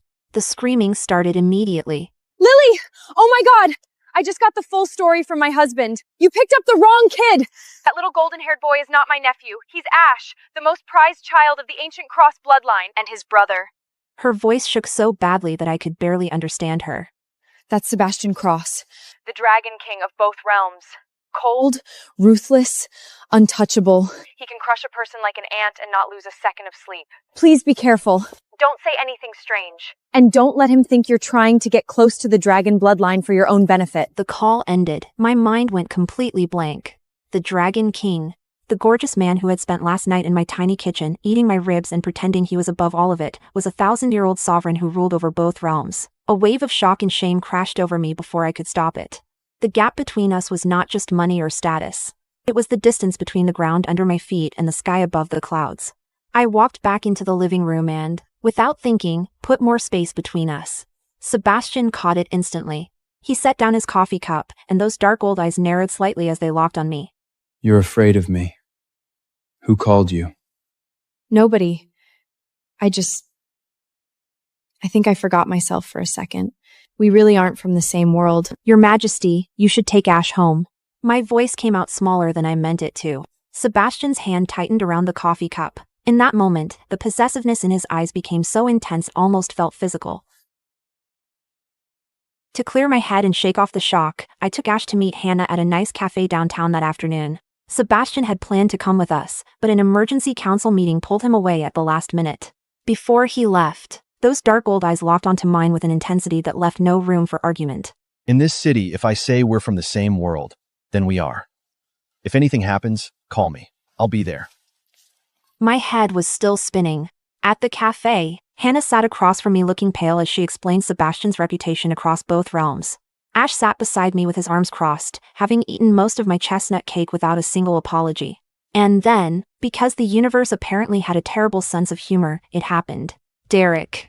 My ex walked into the cafe with his perfectly dressed new girlfriend on his arm, like he owned the place. His eyes swept over my faded jacket, then landed on Ash sitting beside me, still eating cake. That familiar sneer pulled at the corner of his mouth. He walked straight up to my table in his polished dress shoes and looked down at me. Well, Lily. What did I tell you? You really did find a new low.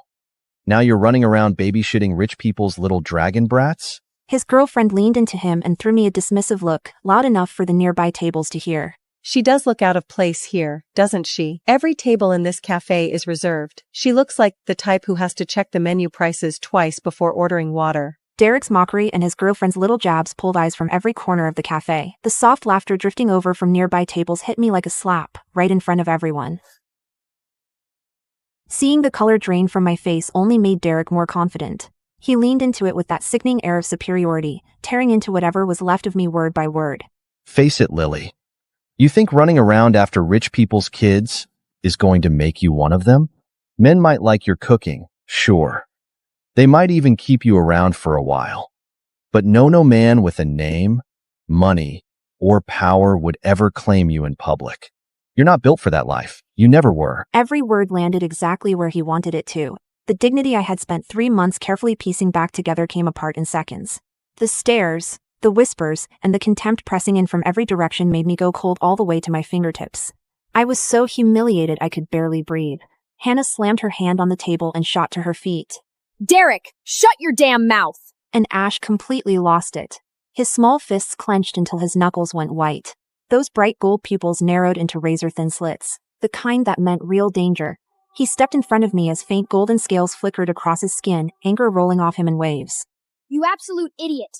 Do you have a death wish? Derek let out a cold laugh and reached out to shove Ash aside. Some cheap nanny's little half-blood mutt thinks he can talk to me like that? The moment Derek's hand moved toward Ash, everything changed. Barely breathing person in that cafe, His powerful hands, faintly traced with glowing dragon marks, pulled me against him. Completely. Protectively. Like I was the only person. Came out low, quiet, and absolute, like a verdict no one had the right to appeal. You said no man would ever claim her? Try saying that again. In this city, dragons rule the skies while humans fight to survive below. My name's Lily, a broke woman dumped and humiliated by November wind cuts straight through me at the subway entrance. A black and gold dragon sports car roars past, and above it, a pair of golden dragon wing slices across the gray sky. In this city, dragons live above the clouds. Humans fight for space at the bottom. And me? I am the kind of person no one even notices. 3 minutes ago, my ex, Derek, walked right past me with his new girlfriend on his arm. He wore a brand new tailored suit. The woman beside him was slim, polished, and flawless, like he had finally picked out an expensive accessory worth showing off. His eyes dragged over me, lingering on my faded coat and my slightly ruined face. Then his mouth curled into a slow, cruel smirk. Lily, what the hell happened to you? Did you seriously just give up on yourself after we broke up? His new girlfriend tightened her grip on his arm and smiled, all sweetness and poison. This is your ex? I thought she'd be more impressive. Honestly, I almost mistook her for some discount housekeeper. She does have that warm, harmless look, though, like someone you'd hire to babysit and cook. They walked away without looking back. I stood there in the freezing wind, my eyes burning dry, but I could not squeeze out a single tear. The night Derek moved out 3 months ago, I cried into my pillow for hours. Now, there was nothing left. Then my phone started buzzing like crazy. It was my best friend, Hannah. Lily, save me! I just got called away on an emergency trip to New Zealand, and there's nobody to pick up my little dragon blood nephew from school today. Can you go get him from Emberwheel Academy? I pressed my fingers to my temple and hesitated. What nephew? He's from my husband's side, dragon blood family. He's been staying with us for a while. You know I married into a dragon blood clan, and they've got tons of kids who get sent around to different relatives. This one has a sharp tongue and a terrible attitude. But he's soft underneath. I'm sending you his photo now. I looked at the photo she sent. It was so blurry that all I could make out was a golden blur of hair. I looked up just in time to see Derek and his girlfriend disappear around the corner. Then I shoved my hand into my pocket and felt the apartment key he had returned to me last week. That was enough. Fine, I'll go pick him up. It could not possibly get worse than this. Embervale Academy's front gate was lined with custom luxury cars. After-school pickup looked less like school pickup and more like an elite auto show. I stood there in my old puffer jacket, squeezed between sharp-suited nannies and stone-faced butlers, clutching a gas station hot cocoa and sticking out like I had wandered into the wrong world. The bell rang, and a wave of golden-haired, golden-eyed kids poured out through the gate. I squinted at the blurry photo on my phone and felt my hope slowly dying. Right as I was about to call Hannah and demand an actual usable picture, something caught my eye. Down a dim side alley, a little boy stood alone against the wall. Short golden hair, bright gold-slit pupils, a black training bag on his back. His face was almost unnervingly pretty, like a porcelain doll from some luxury magazine. But there was no driver waiting for him. No nanny. No butler. No one coming to take his hand. His little fingers were red from the cold, wrapped tightly around the straps of his bag. His expression was so calm it made my chest hurt. It was the kind of calm that belonged to a child who had learned too early that no one was coming. I walked over quickly and crouched down in front of him. Hey there. You're Hannah's nephew, right? I'm here to take you home. The boy slowly lifted his eyes. Those golden slit pupils were ice cold. I don't know you. Then he turned and walked away. I hurried after him and caught the strap of his bag. Wait. It's freezing out here. I'm not leaving you alone. He stopped dead and spun around, glaring at me like a cornered little animal. You're all the same. First you ask who I am, then you ask how much I'm worth. Let go! His words hit me hard, and for a second, I did not know what to say. So I said nothing. I just took the hot cocoa from my hands and pressed it into his freezing ones. Fine. I won't ask anything, little cranky. Just hold this. Warm your hands. If it tastes awful, you can insult it all you want. The little boy stared at the cup for a long moment, looking like he was fighting some serious internal war. Then he finally sneaked a tiny sip. His ears turned pink. It's too sweet. I could not help laughing. Then I gently took his hand in mine. This time, he did not pull away. Back at my tiny apartment, the little guy stood in the entryway and slowly looked the place over, his eyes landing on the window frame I had patched with tape. You're really poor, aren't you? Thanks. I really needed to hear that today. He seemed to realize he had said something wrong. His lips moved like he wanted to take it back, but nothing came out. I went into the kitchen and got to work. Braised beef short ribs, garlic mashed potatoes, and hot chicken soup. When the smell started filling the apartment, I looked over and found him standing in the kitchen doorway without me even noticing, his golden eyes fixed on the pot like he had been hypnotized. I piled the 2 biggest ribs into his bowl. While he was buried in his food, 2 tiny pale gold dragon horns quietly poked through his hair. I could not resist and gave one a gentle tap. He jerked his head up like a startled hamster. Don't touch my horns! Okay. I won't touch the royal horns again, you cranky little prince. After dinner, we curled up on the couch to watch cartoons. He claimed the far end of the sofa, acting like he had no interest in getting comfortable. But every time I looked at the screen, his hand darted out to steal a piece of fruit from the bowl. Then he snapped right back to his corner, pretending nothing had happened. I bit back a laugh and pretended not to notice. For the first time all day, things almost felt easy. Then Derek sent me a voice message. I tapped play before I could talk myself out of it, and his voice filled the room. Lily, the way you looked at that subway entrance today, honestly, you need a wake-up call. You used to at least try to look put together. Now you look like you've completely fallen apart. Stop lying to yourself. You were never the kind of woman who belonged anywhere near the top. The smile faded from my face. I did not even notice the little guy had scooted closer until I saw him staring at my phone. His face was far too serious for a child his age. He stayed quiet for a while before he spoke. Does he always talk to you like that? It's grown-up stuff, not your problem. He frowned hard, and his voice went flat and cold. He's wrong. You're not what he says you are. You could have left me at that school and walked away. You didn't. My nose started to sting. That's sweet of you, little cranky. But you don't get it. People like him look at people like me and they already decide what we're worth. He sat up straight and cut me off. I get it. I've been around a lot of adults. I can tell when someone actually cares and when they just want something from me. My brother can tell too. Besides, I'm not cranky. I have a name. Ash. Got it, Ash. Wait, your brother? He lifted his chin, and the pride in his voice was impossible to hide. My brother is incredible. He never falls for a pretty face, and he can spot someone scheming from a mile away. He has the best judgment of anyone. The look on his face, completely serious while he hyped up his brother, made me laugh. He sounds like a pretty remarkable dragon. Someone like me. I'm sure he wouldn't even give me a second look. The little guy bristled immediately. That is not true! I reached over and ruffled his hair. Relax. I know your brother has the best taste in the world. But he and I are from completely different worlds. Different worlds?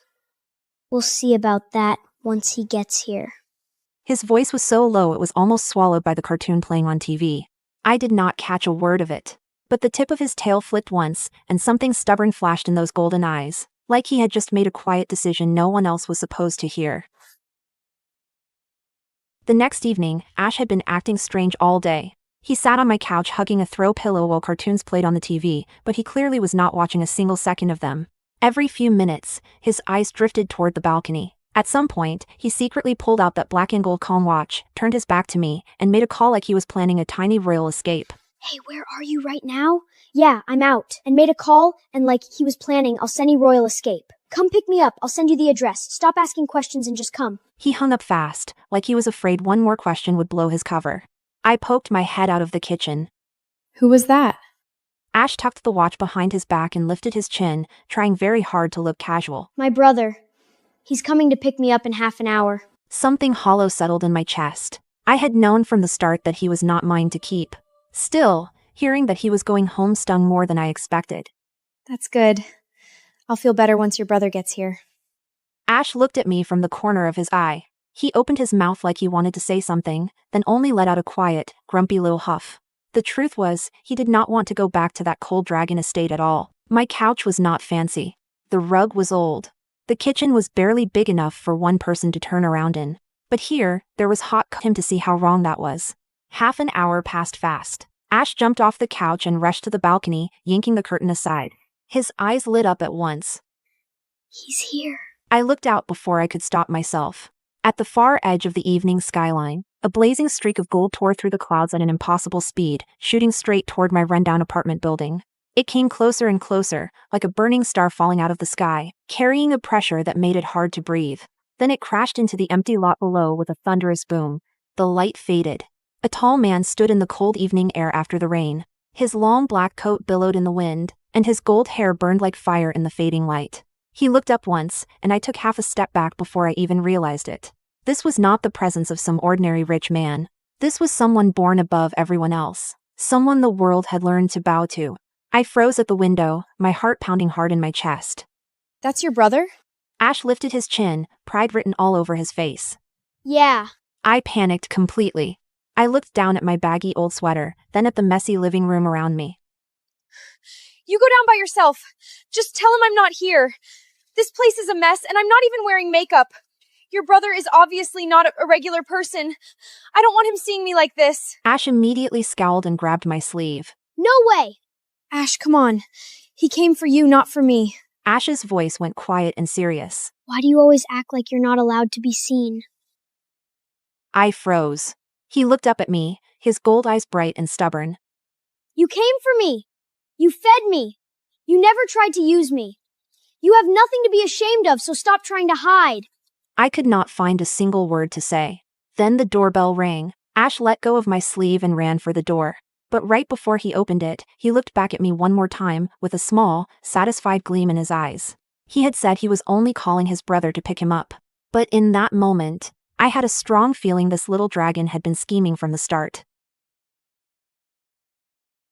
The lock clicked. I stood frozen in the middle of the living room, twisting the hem of my old sweater between my fingers until the fabric nearly stretched out of shape. The door swung open. Framed by the harsh white hallway light, a tall man stepped out of the dark and into my apartment. The force of his presence hit me before he said a word, and without meaning to, I found myself breathing more quietly. He was so much taller than he had looked from the balcony. His brilliant gold hair was damp from the rain, catching the light in soft waves. His features were sharp, flawless, almost too perfect to be real, but it was his eyes that made me go still. Dark gold-slit pupils, cold and commanding, carrying the quiet authority of someone who had never once needed to ask for power. His voice was low and magnetic. Ash. Then his gaze shifted. Without pausing, it moved past the little dragon and landed directly on me. The second those dark gold eyes locked onto my face, his entire body went still. Not with contempt. Not with the cold, judgmental stare I had been bracing for. It was something far more dangerous. Something closer to shock, like the ground had shifted beneath him and he had not been prepared for it. His pupils widened sharply, and his lashes gave one sudden, involuntary flicker. I stood there with no idea what had just happened, only feeling a strange warmth spread through the air between us. Ash's eyes went wide, like he was watching something huge unfold right in front of him, because in his dragon sight, the aura around his always cold, always untouchable brother had started to blaze. Pure, radiant gold light rolled off him in silent waves. This was not ordinary dragon breath. This was the ancient bond signal, the one dragon blood gave off from deep inside the body when a dragon came face to face with his destined mate. It was completely involuntary. Impossible to fake. Impossible to hide. Ash looked at his brother, then at me, who clearly had no idea what was going on. Slowly, a smile spread across his face. Brother, you like her. Your face is red. Even your ears are red. The man's gaze cut sharply toward Ash, and the golden glow around him vanished at once. No, I don't. It's just warm in here. Sinking because you're needy. Ash rolled his eyes. It was freezing when you walked in. Sebastian chose to ignore his little brother completely and stepped into the room with a perfectly blank expression. He stood in my tiny living room, all height, power, and impossible composure, wildly out of place and yet somehow making my cheap IKEA dining chair look like a throne. His eyes swept the room once before settling on me. You're the one who looked after Ash? I'm Sebastian. Yes, that's me. I'm Lily. Hannah's photo was so blurry that I thought Ash was her nephew. I didn't know he was your brother. It was a misunderstanding. I'm sorry. I stumbled over the words and, out of habit, tugged at the hem of my top to cover the soft curve of my waist. Sebastian noticed. Something subtle and unreadable flickered in those dark gold eyes. Ash refused to let the awkward silence last. He ran to the dining table, pointed at the plates I had not cleared yet, and launched into his sales pitch with absolutely no shame. Try this! Lily's braised beef ribs. They're 1,000,000 times better than anything that fancy chef at the estate makes. Sebastian's eyes landed on the table. His brow lifted almost imperceptibly as he put on his best high-end mighty act. You let him eat this? There's no nutritional value in any of it. I already ate at the estate. I don't have time for this. He said every word like a cold, superior dragon lord who had never been tempted by a plate of ribs in his life. Then Ash shamelessly pushed a piece toward him. Sebastian looked at the rib, then at me standing there awkwardly, and his body betrayed him completely. He went quiet for a moment. Then he took the fork and took a bite. For one split second, he stopped chewing. The flavor hit him all at once, deep, rich, and far better than he had clearly expected. Under Ash's deeply smug stare, the cold and untouchable Dragon Lord made no move to slow down. Elegant as ever, he reached for a second piece. 2 minutes later, Sebastian had finished the entire plate of braised ribs without showing a single readable emotion. He had also quietly eaten most of the garlic mashed potatoes on the side. Ash sat across from him with the most smug, told you so expression a child's face could possibly hold. I thought you said you weren't hungry. Sebastian folded his napkin with perfect composure, let his gaze drift slightly to one side, and kept his voice carefully even. I said I had already eaten. That does not mean I cannot eat. Besides, wasting food is unnecessary. Right. But you waste the French chef's food at the estate all the time. Funny how you suddenly care about waste when it's Lily's cooking. Their back and forth made me laugh before I could stop myself. The sound pulled Sebastian's eyes back to me. I suddenly felt self-conscious and held out a napkin. You've got a little sauce? Right there at the corner of your mouth? He took the napkin. His warm fingertips brushed the back of my hand for barely a second, but my heart reacted like something had gone completely wrong with it. Sebastian cleared his throat, looked away, and the tips of his very handsome ears flushed red. Then came the tug-of-war over whether they were actually leaving. Sebastian stood up, his composure firmly back in place. Ash, we're going back to the estate. You have class tomorrow. Ash wrapped himself around the back of the couch like a koala and launched into full protest mode. I'm not going. Tomorrow is Saturday. This place is 100 times better than that freezing estate. He was shameless about it, making a scene while shooting meaningful looks at Sebastian the entire time. Because through that obvious mate bond reaction, Ash had already figured out that his brother did not actually want to leave either. The Dragon King sat back down, still pretending to be the firm older brother, but the effort behind it was painfully weak. Ash was not about to let him get away with it. Brother, if you don't want to leave, just say so. Stop putting on a whole show. Sebastian's expression went through several very interesting stages. After a long silence, he spoke with great, deliberate calm. It's late. We'll leave in the morning. I'm staying tonight to keep an eye on you and make sure you don't wander off. Ash flopped back onto the couch and rolled his eyes so hard it had to hurt. Adults are so dramatic. The next morning, when I came out of my bedroom, the living room was spotless. Sebastian was already washed up and dressed, his gold hair loosely tied back. He sat at the dining table with perfect posture, coffee in hand, reading through a stack of documents. Morning light slipped through the curtains and caught the clean lines of his face like something out of an old painting. He looked almost too perfect to be real. I had barely set out breakfast when Hannah's name started flashing on my phone again and again. I stepped out onto the balcony and answered quietly. The screaming started immediately. Lily! Oh my God! I just got the full story from my husband. You picked up the wrong kid! That little golden-haired boy is not my nephew. He's Ash, the most prized child of the ancient cross bloodline, and his brother. Her voice shook so badly that I could barely understand her. That's Sebastian Cross. The Dragon King of both realms.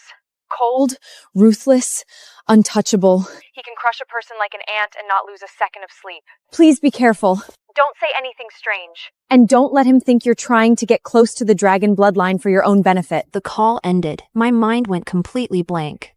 The Dragon King. The gorgeous man who had spent last night in my tiny kitchen, eating my ribs and pretending he was above all of it, was a 1,000-year-old sovereign who ruled over both realms. A wave of shock and shame crashed over me before I could stop it. The gap between us was not just money or status. It was the distance between the ground under my feet and the sky above the clouds. I walked back into the living room and, without thinking, put more space between us. Sebastian caught it instantly. He set down his coffee cup, and those dark old eyes narrowed slightly as they locked on me. You're afraid of me. Who called you? Nobody. I think I forgot myself for a second. We really aren't from the same world. Your Majesty, you should take Ash home. My voice came out smaller than I meant it to. Sebastian's hand tightened around the coffee cup. In that moment, the possessiveness in his eyes became so intense it almost felt physical. To clear my head and shake off the shock, I took Ash to meet Hannah at a nice cafe downtown that afternoon. Sebastian had planned to come with us, but an emergency council meeting pulled him away at the last minute. Before he left, those dark old eyes locked onto mine with an intensity that left no room for argument. In this city, if I say we're from the same world, then we are. If anything happens, call me. I'll be there. My head was still spinning. At the cafe, Hannah sat across from me looking pale as she explained Sebastian's reputation across both realms. Ash sat beside me with his arms crossed, having eaten most of my chestnut cake without a single apology. And then, because the universe apparently had a terrible sense of humor, it happened. Derek. My ex walked into the cafe with his perfectly dressed new girlfriend on his arm, like he owned the place. His eyes swept over my faded jacket, then landed on Ash sitting beside me, still eating cake. That familiar sneer pulled at the corner of his mouth. He walked straight up to my table in his polished dress shoes and looked down at me. Well, well, Lily. What did I tell you? You really did find a new low. Now you're running around babysitting rich people's little dragon brats? His girlfriend leaned into him and threw me a dismissive look, loud enough for the nearby tables to hear. She does look out of place here, doesn't she? Every table in this cafe is reserved. She looks like the type who has to check the menu prices twice before ordering water. Derek's mockery and his girlfriend's little jabs pulled eyes from every corner of the cafe. The soft laughter drifting over from nearby tables hit me like a slap, right in front of everyone. Seeing the color drain from my face only made Derek more confident. He leaned into it with that sickening air of superiority, tearing into whatever was left of me word by word. Face it, Lily. You think running around after rich people's kids is going to make you one of them? Men might like your cooking, sure. They might even keep you around for a while. But no man with a name, money, or power would ever claim you in public. You're not built for that life. You never were. Every word landed exactly where he wanted it to. The dignity I had spent 3 months carefully piecing back together came apart in seconds. The stares, the whispers, and the contempt pressing in from every direction made me go cold all the way to my fingertips. I was so humiliated I could barely breathe. Hannah slammed her hand on the table and shot to her feet. Derek, shut your damn mouth! And Ash completely lost it. His small fists clenched until his knuckles went white. Those bright gold pupils narrowed into razor-thin slits, the kind that meant real danger. He stepped in front of me as faint golden scales flickered across his skin, anger rolling off him in waves. You absolute idiot. Do you have a death wish? Derek let out a cold laugh and reached out to shove Ash aside. Some cheap nanny's little half-blood mutt thinks he can talk to me like that? The moment Derek's hand moved toward Ash, everything changed. Barely breathing person in that cafe, his powerful hands, faintly traced with glowing dragon marks, pulled me against him. Completely. Protectively. Like I was the only person. Came out low, quiet, and absolute, like a verdict no one had the right to appeal. You said no man would ever claim her? Try saying that again. In this city, dragons rule the skies while humans fight to survive below. My name's Lily, a broke woman dumped and humiliated by November wind cuts straight through me at the subway entrance. A black and gold dragon sports car roars past, and above it, a pair of golden dragon wing slices across the gray sky. In this city, dragons live above the clouds. Humans fight for space at the bottom. And me? I am the kind of person no one even notices. 3 minutes ago, my ex, Derek, walked right past me with his new girlfriend on his arm. He wore a brand new tailored suit. The woman beside him was slim, polished, and flawless, like he had finally picked out an expensive accessory worth showing off. His eyes dragged over me, lingering on my faded coat and my slightly ruined face. Then his mouth curled into a slow, cruel smirk. Lily, what the hell happened to you? Did you seriously just give up on yourself after we broke up? His new girlfriend tightened her grip on his arm and smiled, all sweetness and poison. This is your ex? I thought she'd be more impressive. Honestly, I almost mistook her for some discount housekeeper. She does have that warm, harmless look, though, like someone you'd hire to babysit and cook. They walked away without looking back. I stood there in the freezing wind, my eyes burning dry, but I could not squeeze out a single tear. The night Derek moved out 3 months ago, I cried into my pillow for hours. Now, there was nothing left. Then my phone started buzzing like crazy. It was my best friend, Hannah. Lily, save me! I just got called away on an emergency trip to New Zealand, and there's nobody to pick up my little dragon blood nephew from school today. Can you go get him from Emberwheel Academy? I pressed my fingers to my temple and hesitated. What nephew? He's from my husband's side, dragon blood family. He's been staying with us for a while. You know I married into a dragon blood clan, and they've got tons of kids who get sent around to different relatives. This one has a sharp tongue and a terrible attitude. But he's soft underneath. I'm sending you his photo now. I looked at the photo she sent. It was so blurry that all I could make out was a golden blur of hair. I looked up just in time to see Derek and his girlfriend disappear around the corner. Then I shoved my hand into my pocket and felt the apartment key he had returned to me last week. That was enough. Fine, I'll go pick him up. It could not possibly get worse than this. Embervale Academy's front gate was lined with custom luxury cars. After-school pickup looked less like school pickup and more like an elite auto show. I stood there in my old puffer jacket, squeezed between sharp-suited nannies and stone-faced butlers, clutching a gas station hot cocoa and sticking out like I had wandered into the wrong world. The bell rang, and a wave of golden-haired, golden-eyed kids poured out through the gate. I squinted at the blurry photo on my phone and felt my hope slowly dying. Right as I was about to call Hannah and demand an actual usable picture, something caught my eye. Down a dim side alley, a little boy stood alone against the wall. Short golden hair, bright gold-slit pupils, a black training bag on his back. His face was almost unnervingly pretty, like a porcelain doll from some luxury magazine. But there was no driver waiting for him. No nanny. No butler. No one coming to take his hand. His little fingers were red from the cold, wrapped tightly around the straps of his bag. His expression was so calm it made my chest hurt. It was the kind of calm that belonged to a child who had learned too early that no one was coming. I walked over quickly and crouched down in front of him. Hey there. You're Hannah's nephew, right? I'm here to take you home. The boy slowly lifted his eyes. Those golden-slit pupils were ice cold. I don't know you. Then he turned and walked away. I hurried after him and caught the strap of his bag. Wait. It's freezing out here. I'm not leaving you alone. He stopped dead and spun around, glaring at me like a cornered little animal. You're all the same. First you ask who I am, then you ask how much I'm worth. Let go! His words hit me hard, and for a second, I did not know what to say. So I said nothing. I just took the hot cocoa from my hands and pressed it into his freezing ones. Fine. I won't ask anything, little cranky. Just hold this. Warm your hands. If it tastes awful, you can insult it all you want. The little boy stared at the cup for a long moment, looking like he was fighting some serious internal war. Then he finally sneaked a tiny sip. His ears turned pink. It's too sweet. I could not help laughing. Then I gently took his hand in mine. This time, he did not pull away. Back at my tiny apartment, the little guy stood in the entryway and slowly looked the place over, his eyes landing on the window frame I had patched with tape. You're really poor, aren't you? Thanks. I really needed to hear that today. He seemed to realize he had said something wrong. His lips moved like he wanted to take it back, but nothing came out. I went into the kitchen and got to work. Braised beef short ribs, garlic mashed potatoes, and hot chicken soup. When the smell started filling the apartment, I looked over and found him standing in the kitchen doorway without me even noticing, his golden eyes fixed on the pot like he had been hypnotized. I piled the 2 biggest ribs into his bowl. While he was buried in his food, 2 tiny pale gold dragon horns quietly poked through his hair. I could not resist and gave one a gentle tap. He jerked his head up like a startled hamster. Don't touch my horns!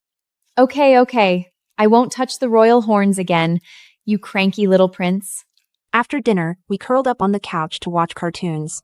He claimed the far end of the sofa, acting like he had no interest in getting comfortable. But every time I looked at the screen, his hand darted out to steal a piece of fruit from the bowl.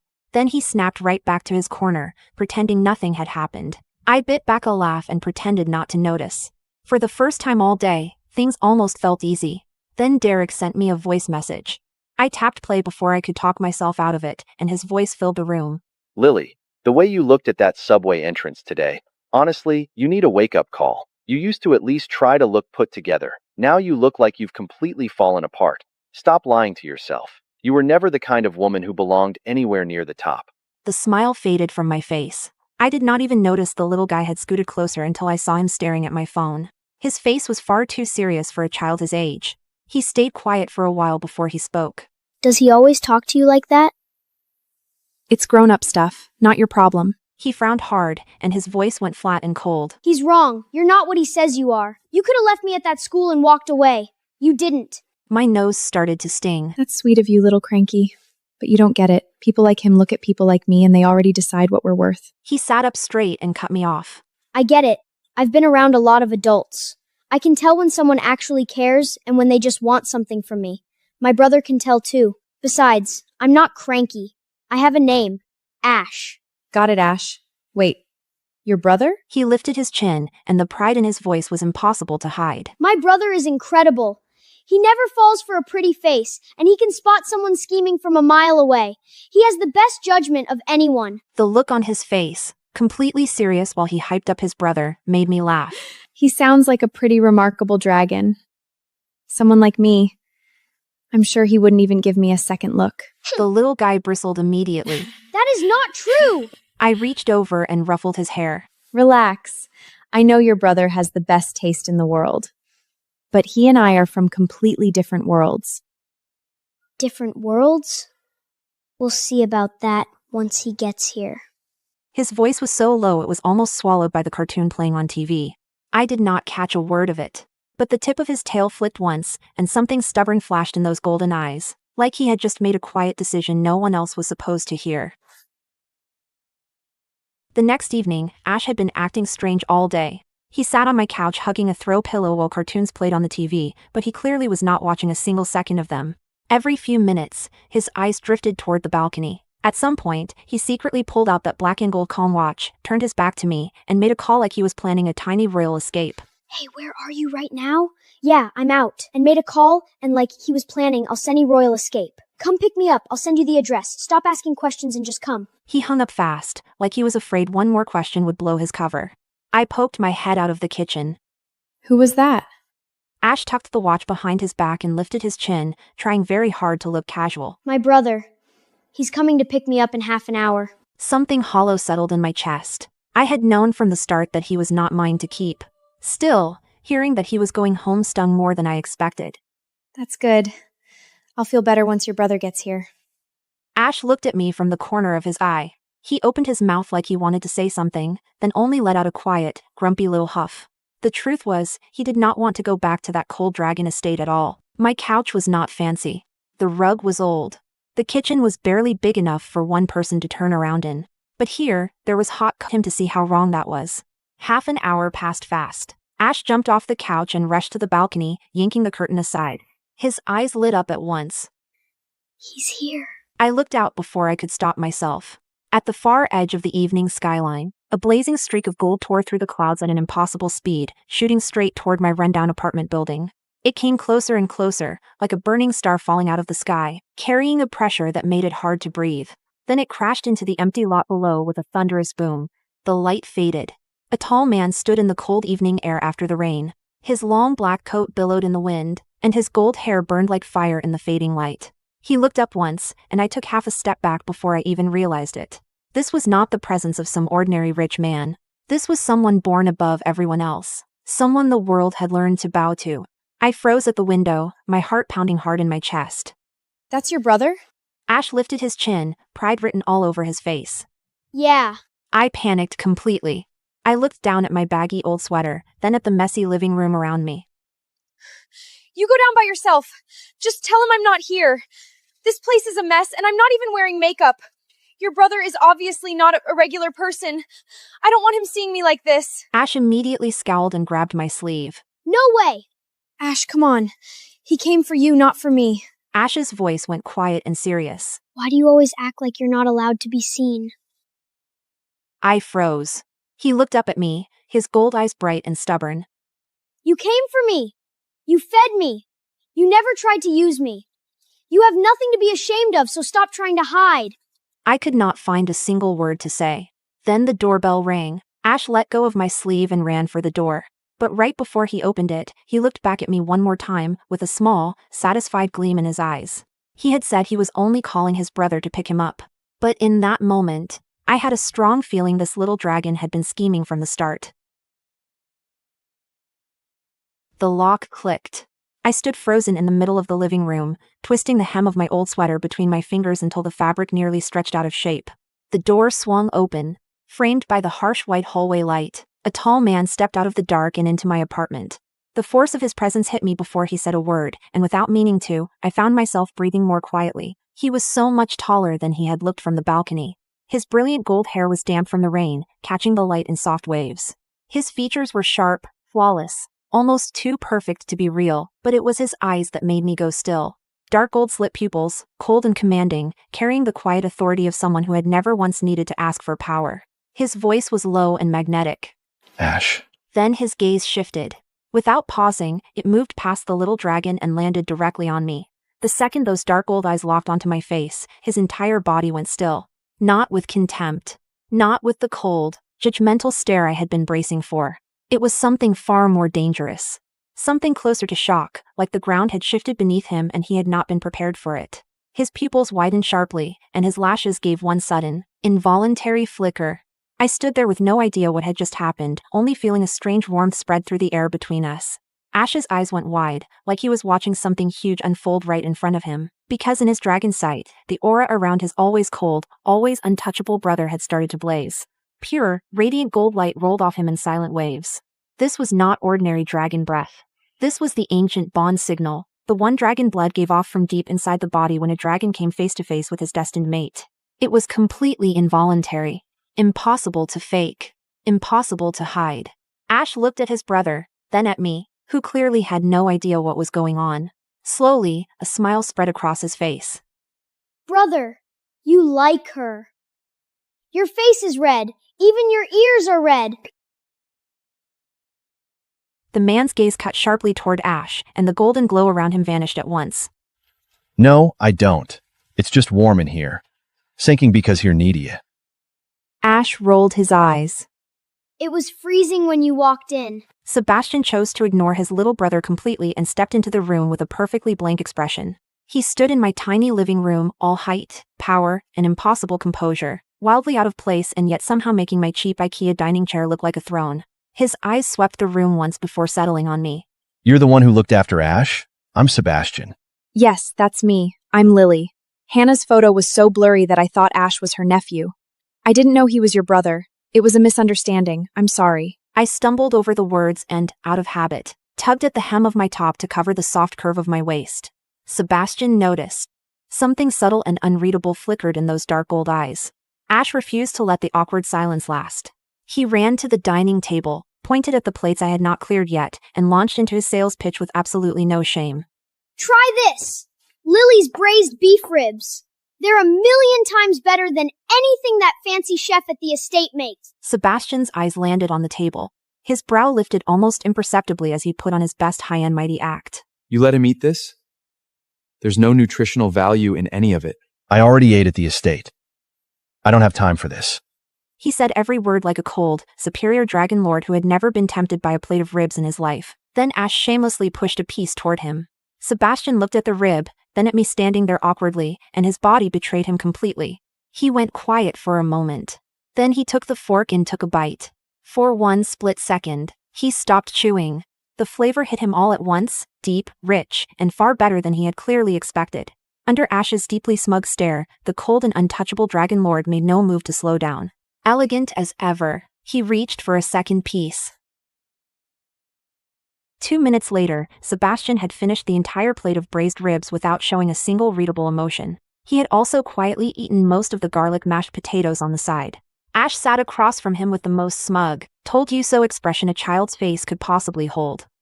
I thought you said you weren't hungry. Sebastian folded his napkin with perfect composure, let his gaze drift slightly to one side, and kept his voice carefully even. I said I had already eaten. That does not mean I cannot eat. Besides, wasting food is unnecessary. Right. But you waste the French chef's food at the estate all the time. Funny how you suddenly care about waste when it's Lily's cooking. Their back and forth made me laugh before I could stop myself. The sound pulled Sebastian's eyes back to me. I suddenly felt self-conscious and held out a napkin. You've got a little sauce? Right there at the corner of your mouth? He took the napkin. His warm fingertips brushed the back of my hand for barely a second, but my heart reacted like something had gone completely wrong with it. Sebastian cleared his throat, looked away, and the tips of his very handsome ears flushed red. Then came the tug-of-war over whether they were actually leaving. Sebastian stood up, his composure firmly back in place. Ash, we're going back to the estate. You have class tomorrow. Ash wrapped himself around the back of the couch like a koala and launched into full protest mode. I'm not going. Tomorrow is Saturday. This place is 100 times better than that freezing estate. He was shameless about it, making a scene while shooting meaningful looks at Sebastian the entire time. Because through that obvious mate bond reaction, Ash had already figured out that his brother did not actually want to leave either. The Dragon King sat back down, still pretending to be the firm older brother, but the effort behind it was painfully weak. Ash was not about to let him get away with it. Brother, if you don't want to leave, just say so. Stop putting on a whole show. Sebastian's expression went through several very interesting stages. After a long silence, he spoke with great, deliberate calm. It's late. We'll leave in the morning. I'm staying tonight to keep an eye on you and make sure you don't wander off. Ash flopped back onto the couch and rolled his eyes so hard it had to hurt. Adults are so dramatic. The next morning, when I came out of my bedroom, the living room was spotless. Sebastian was already washed up and dressed, his gold hair loosely tied back. He sat at the dining table with perfect posture, coffee in hand, reading through a stack of documents. Morning light slipped through the curtains and caught the clean lines of his face like something out of an old painting. He looked almost too perfect to be real. I had barely set out breakfast when Hannah's name started flashing on my phone again and again. I stepped out onto the balcony and answered quietly. The screaming started immediately. Lily! Oh my God! I just got the full story from my husband. You picked up the wrong kid! That little golden-haired boy is not my nephew. He's Ash, the most prized child of the ancient cross bloodline, and his brother. Her voice shook so badly that I could barely understand her. That's Sebastian Cross. The Dragon King of both realms. Cold, ruthless, untouchable. He can crush a person like an ant and not lose a second of sleep. Please be careful. Don't say anything strange. And don't let him think you're trying to get close to the dragon bloodline for your own benefit. The call ended. My mind went completely blank. The Dragon King. The gorgeous man who had spent last night in my tiny kitchen, eating my ribs and pretending he was above all of it, was a 1,000-year-old sovereign who ruled over both realms. A wave of shock and shame crashed over me before I could stop it. The gap between us was not just money or status. It was the distance between the ground under my feet and the sky above the clouds. I walked back into the living room and, without thinking, put more space between us. Sebastian caught it instantly. He set down his coffee cup, and those dark old eyes narrowed slightly as they locked on me. You're afraid of me. Who called you? Nobody. I think I forgot myself for a second. We really aren't from the same world. Your Majesty, you should take Ash home.